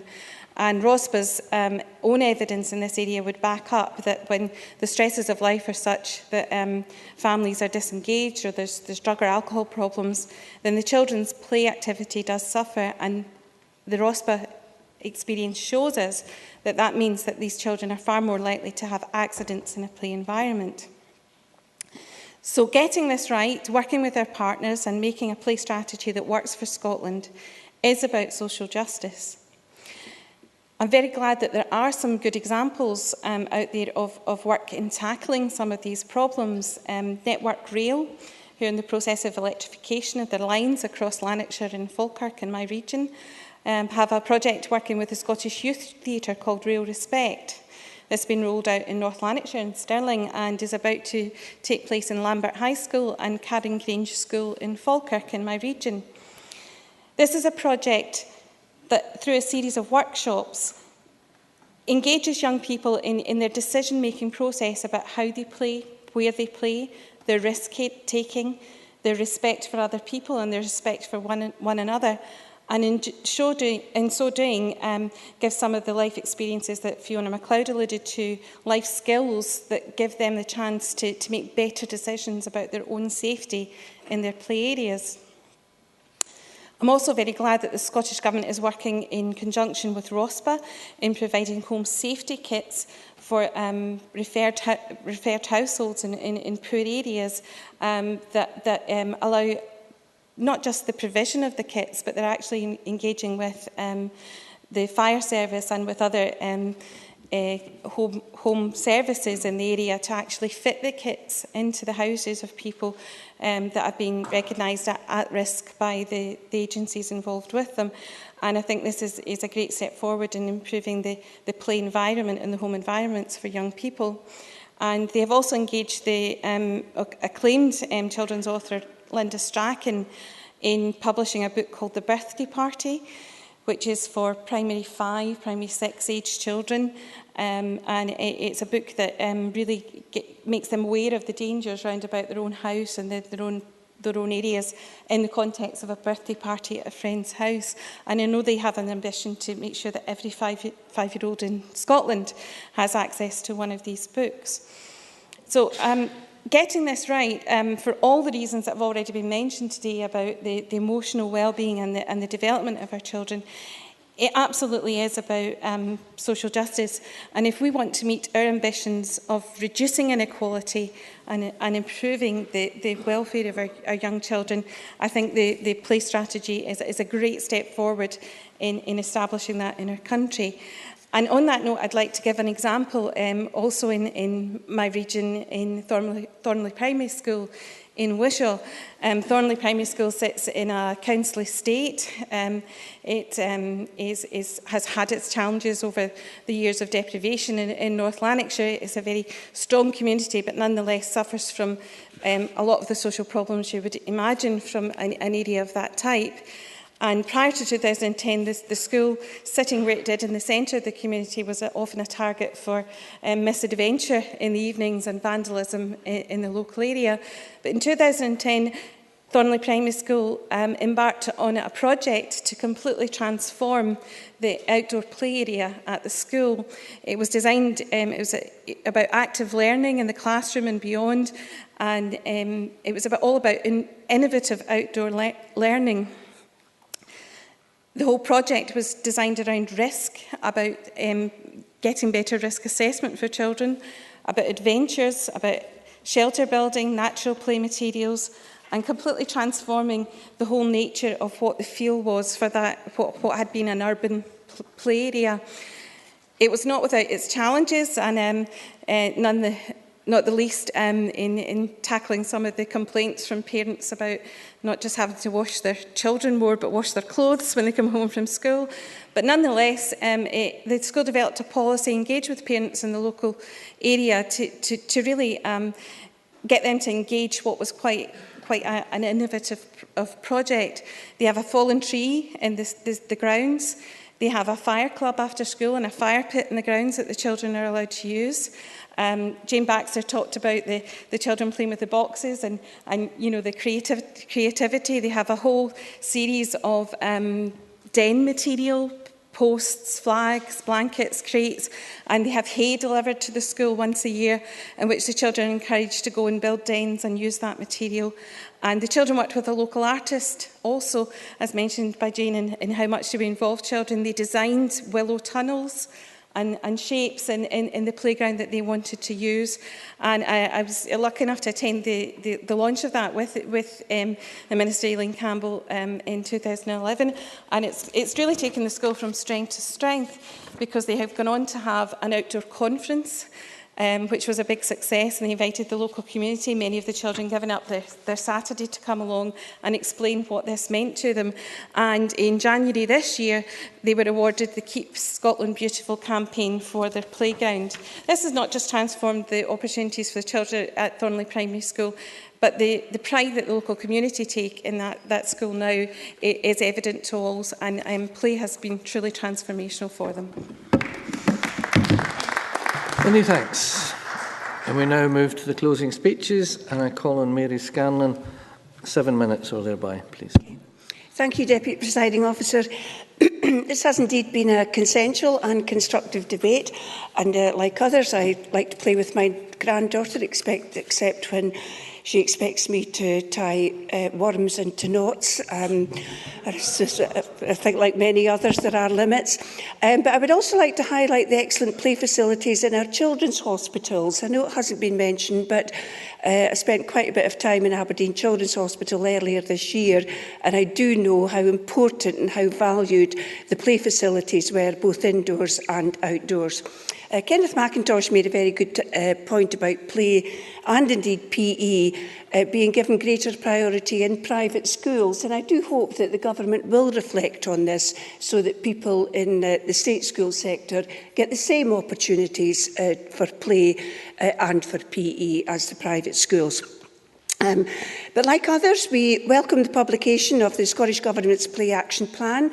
The links between play and cognitive development are proven and real, and it is important that politicians, parents, local authorities and third sector organisations work together to ensure that each and every child has opportunities to take part in constructive play.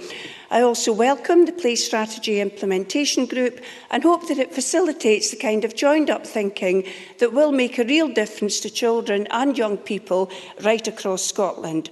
We also support the Minister's desire to inject an element of play awareness in continuous professional development courses, and believe that if our common goals are to be realised, then we also must look seriously at opening up school playgrounds and in particular indoor games facilities to much wider community use.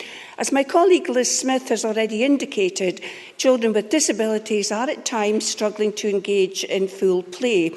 And I welcome the support for that from Stuart Maxwell and some others, because equality of opportunity is vital, and we must do our best to ensure that every child, regardless of need, has the same play opportunities.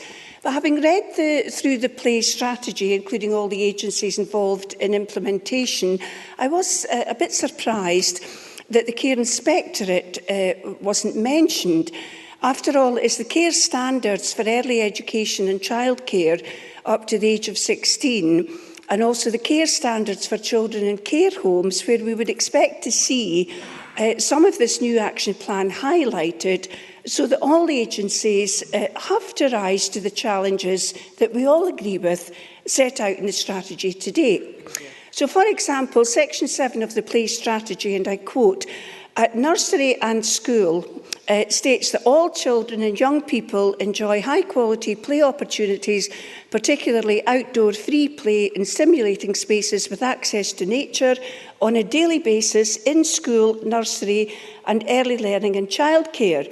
It's therefore surprising that there's no recommendation to review, perhaps that's coming, I would hope, but there's currently no recommendation to review the care standards for early education and childcare up to the age of 16, and also the care standards for children in care homes to include this recommendation. I did look up both of these care standards in preparation for this debate, and there was a passing brief mention of play in the care standards for children in care homes. And equally, a brief passing mention in sub-paragraphs of Standards 3 and 5 of the National Care Standards for Early Education and Childcare up to the age of 16. And if the Scottish Government is serious, and I presume they are, about the successful implementation of this strategy, I would have hoped that one of the main drivers to ensure full implementation would be a requirement in the care standards.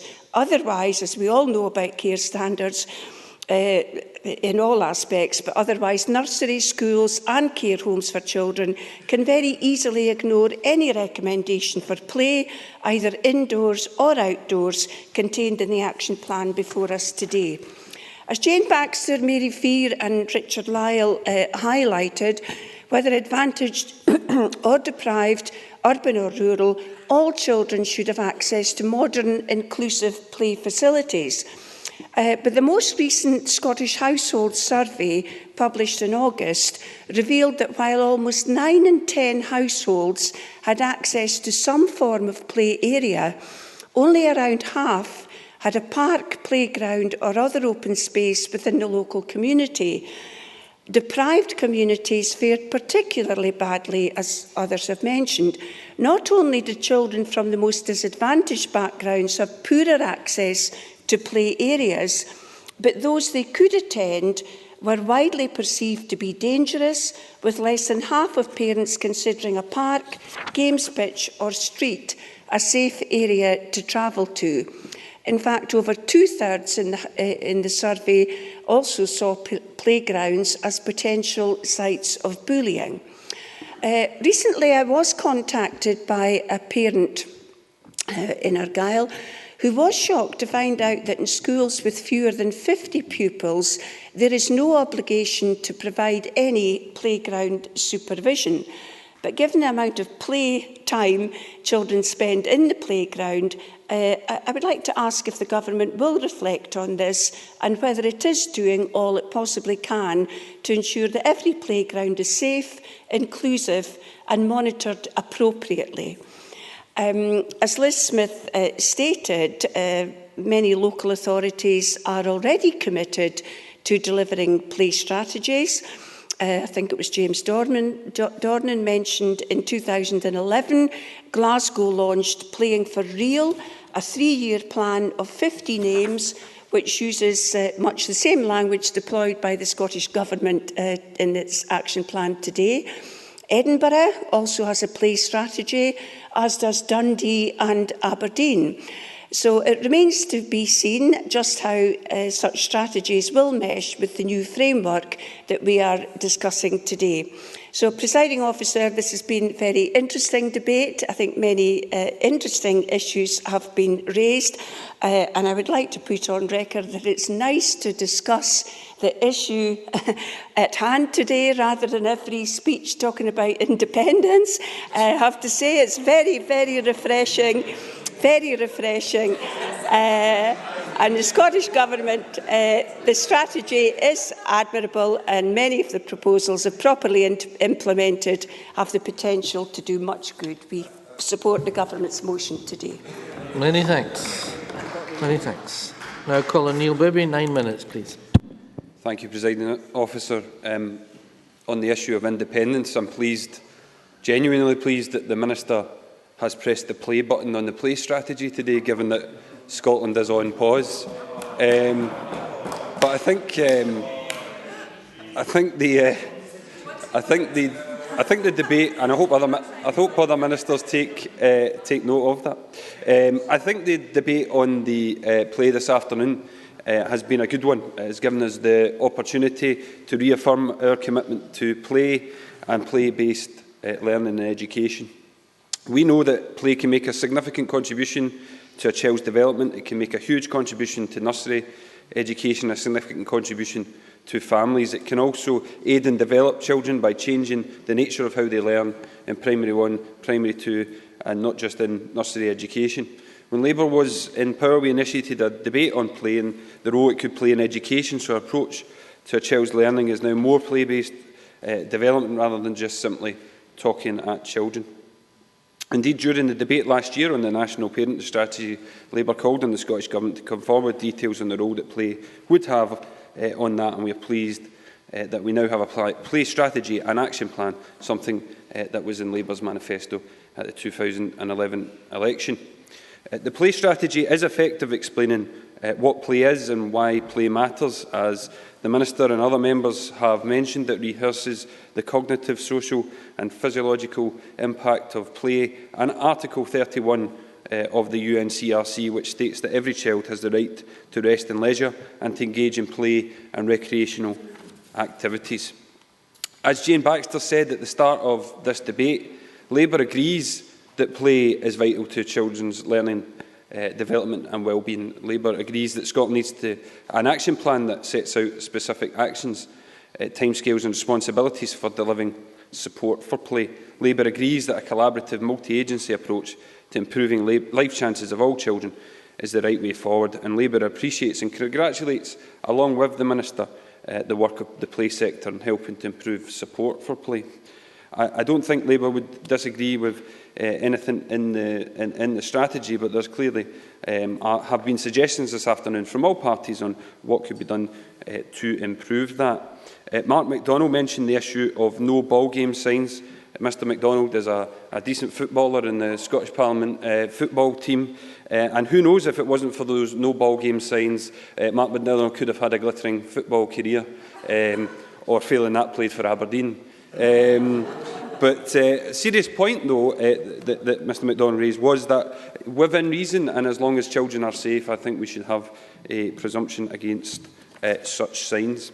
The Conservatives and others have also talked about the targeted need for play and support for children with additional support needs. Stuart Maxwell mentioned children with disabilities. Presiding Officer, one area that has come up time and again this afternoon is the strategy could go further and should go further, and one of the biggest challenges with regard to play is deprivation. As Mary Fee and Dick Lyle said, it's clear that poverty damages children within their home and can prevent them from benefiting from important early experiences.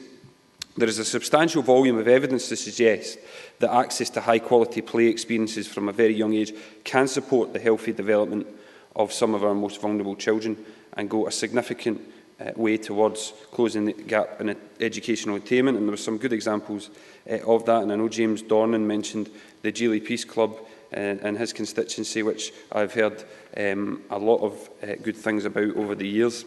I would therefore join with Save the Children and Poverty Alliance, who provide the briefings for this debate, in urging the Minister and the Scottish Government that in delivering the plan to prioritise support for families experiencing poverty and join up commitments made in the parenting strategy to help families provide a good home learning environment.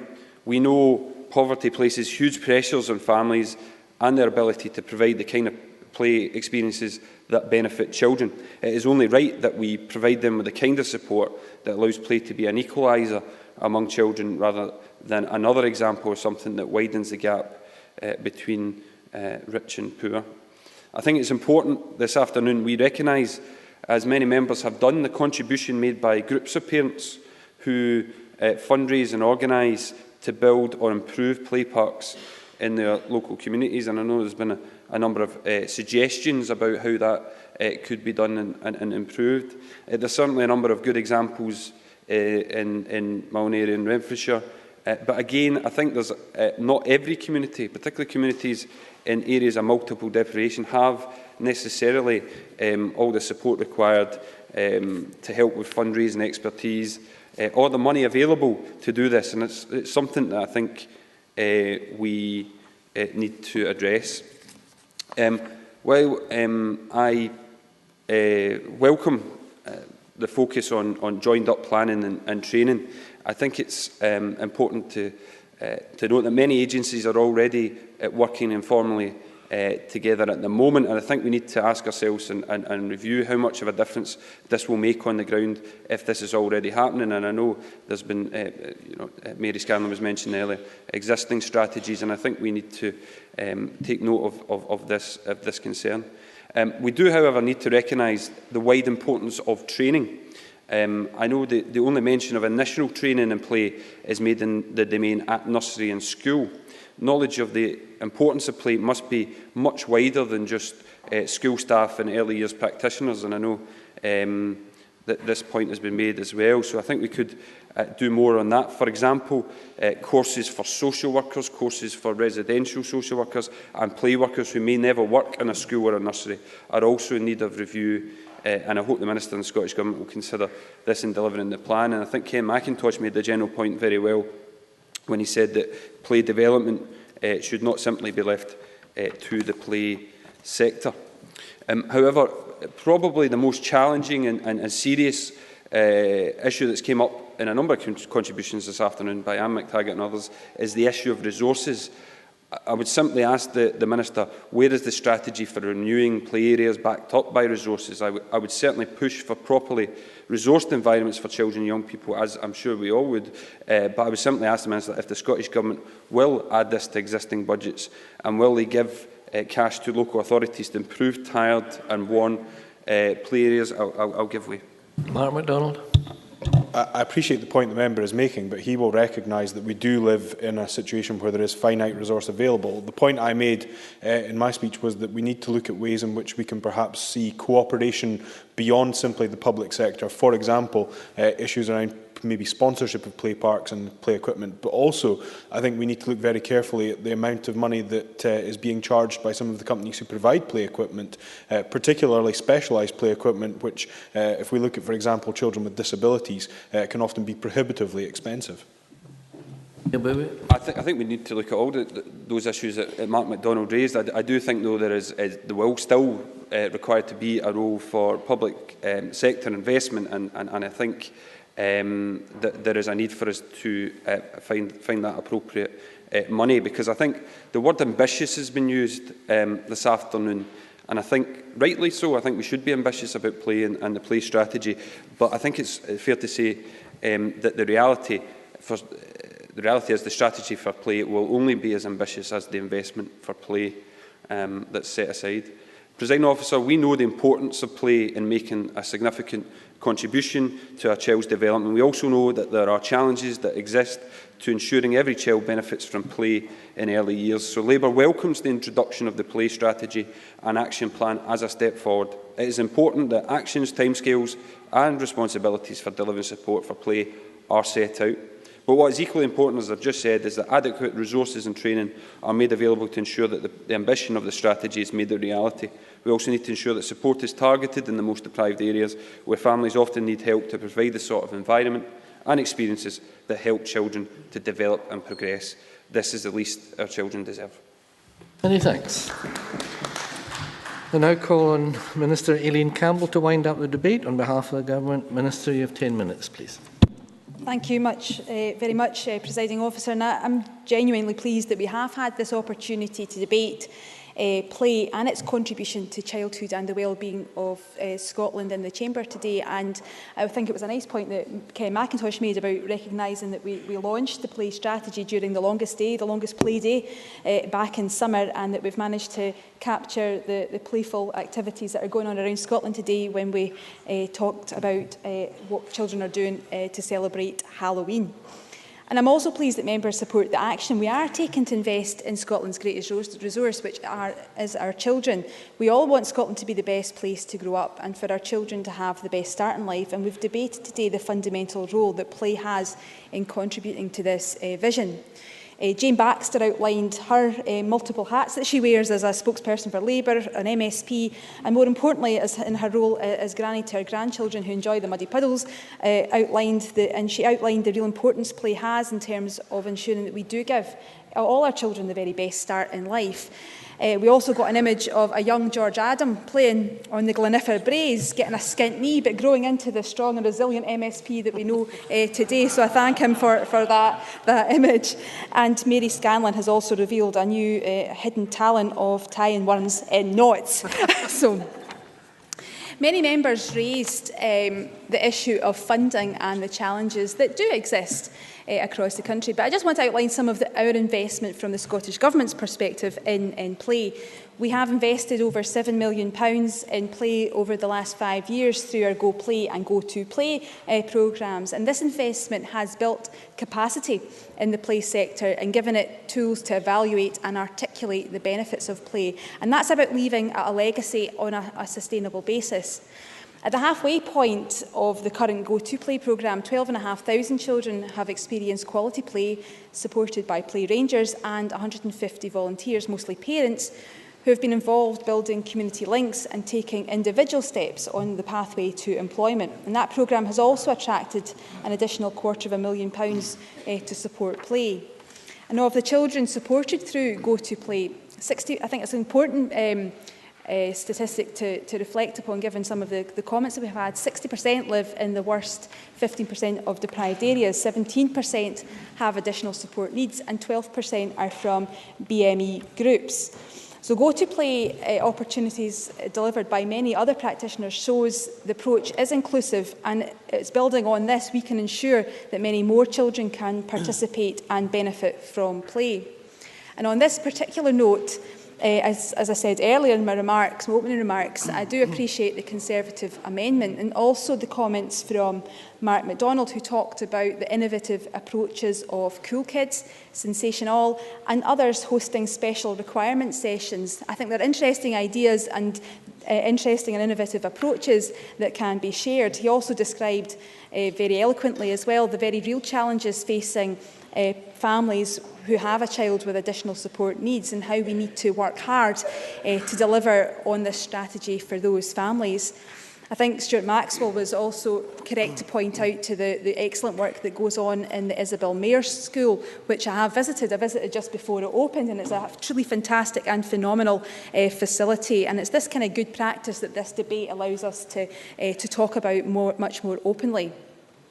But a big theme today has not just been about the money, but about play often not needing the significant resources, but a change in culture. Ken McIntosh used his Wendy House and Tree House analogy about children not necessarily needing those expensive toys, and that we should never just assume that we know what children want, that we need to engage with children and understand what their needs are.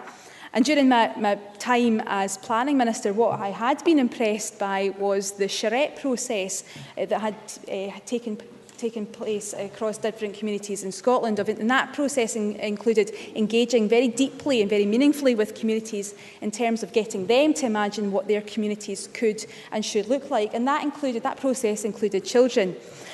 Also, others like Planning Aid Scotland are important partners in terms of changing culture to ensure our places have the space for people and children to use and, of course, enjoy. I really liked what Fiona MacLeod said about her son when he came home, and if he was dirty, that she knew he'd had a good time. The dirtier the better, I think, was the comment that she made. And others have also spoken about jumping in puddles. Christian Allard spoke about his time in rural France. Free outdoor play was mentioned.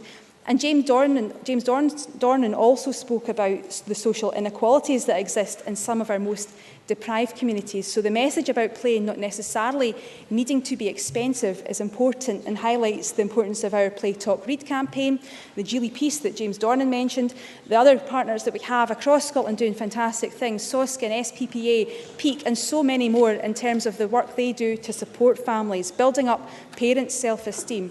Because it's not about how much money a parent has, of course, it's what they do with their children that matters and is what truly counts. I also, again, to go back to Fiona MacLeod's speech, liked what Fiona said about intergenerational mixing. And I remember in the youth club, everyone's spoken about their own experiences of childhood. So mine is that I remember the time spent in my youth club that my mum ran, that we had to perform pantomimes to the local residential group. And that was a really valuable and enriching experience in terms for ourselves as young people, but also for the older residents who got to watch our performance, even though it might have been a bit ropey at times. George Adam and Richard Lyle also spoke about the power of play in bringing families together, whether that was playing the games and the pictures described by Stuart Maxwell from 1560, I think you said, 1560, or a Nintendo Wii, as suggested by George Adam. Play is therefore never static. And Mary Fee and Richard Lyle also spoke about the positive impact on our communities of play. Claire Adamson raised really interesting points in relation to the work that she carries out in connection with ROSPA and the fantastic work that is going on right across Wishaw and the constituency that she covers. Mary Scanlon also mentioned good work in hospitals in relation to play, and I would also just like to confirm in response to some of the points she raised about the Care Inspectorate that we do intend to include the Care Inspectorate in the implementation of the strategy that we're taking forward. Also, in terms of changing culture across Scotland, a helpful development is the new Professional Development Award in Strategic Planning for Play, which aims to start this process. The SQA is aimed at wider communities and policymakers who have an impact on children's play, architects, planners, health workers and local authorities. This professional development opportunity can help play become a reality for more children, families and communities. And I think it's a helpful comment to make in response to people wanting the play strategy to just be about more than the play sector. However, there will also be a play strategy implementation fund of £90,000 as part of the Go to Play investment, and that will be available between January 2014 and April 2015, and that's for those charities and play projects which will help support implementation of the action plan through practical, innovative approaches to play. In addition, the Big Lottery is a key investor and supporter in play through a number of its programmes. In relation to Liz Smith's points about not forgetting Scotland's fantastic older young people in the strategy, and I absolutely agree with that point. Youth work and community learning and development organisations and services are making a huge contribution towards young people's access to play and leisure activities. And this, yes, of course, Liz Smith. Very grateful to the Minister for acknowledging that. As I mentioned in my speech, I think there is a lot of good work that has already been done. Could you just confirm that the Scottish Government is in a position to be able to make that all coherent and bring it all together? Because I think there's a lot of cross-party groups here that have done significant work. That's what the strategy is about. It's about pulling together all the different themes that are already in existence. And I said at the start in my opening remarks that we're not starting from scratch on this issue. There's an enormous amount of good work going on. And on Saturday, I'm going to attend the Youth Scotland's 80th anniversary celebrations. And I know from the volunteers that they help empower that the advice around insurance and other things, other risks that you described in your opening remarks, that organisations like this are doing great work, and it's from that which we build upon the outcomes of this play strategy. And I've also said that my colleague Shona Robeson is developing our forthcoming youth sports strategy, setting out what children and young people have told us will get them and keep them engaged in sport and physical activity and helping provide a lasting legacy from the Commonwealth Games.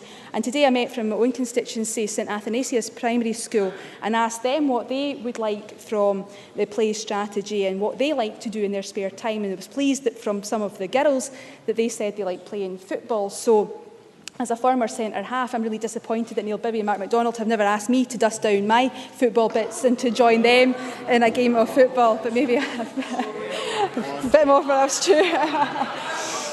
You could wind up, Minister. Also raised an issue on child poverty, and absolutely agree. Child poverty is an abomination on a country as resource-rich as Scotland. Next year, the Scottish Government will publish a revised child poverty strategy aiming to improve children's well-being and life chances. And as the Government, we remain committed as ever to that aim. We don't want to see any child born into or condemned to a life of poverty. And we understand that poverty undermines our best efforts to support parents. So our work on the play strategy should be seen as one of those important ways we can tackle social inequalities.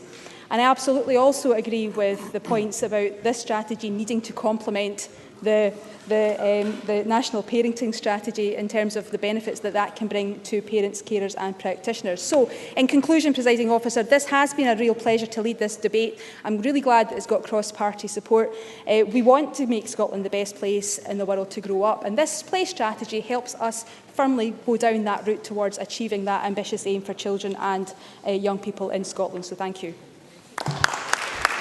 That concludes the debate on the Play Strategy Action Plan. The next item of business is consideration of a parliamentary bureau motion. I would ask Joe Fitzpatrick to move motion number 8118 on committee membership. Moved. The question on this motion will be put at decision time. As we have completed this afternoon's business ahead of schedule, I am minded to accept a motion without notice on behalf of the Parliamentary Bureau under Rule 11.2.4 that decision time be brought forward to now. I move that motion. Are we all agreed? There are 3 questions then to be put as a result of today's business. The first question is that amendment number 8099.1 in the name of Liz Smith, which seeks to amend motion number 8099 in the name of Aileen Campbell and the Play Strategy Action Plan be agreed to. Are we all agreed? The amendment is therefore agreed to.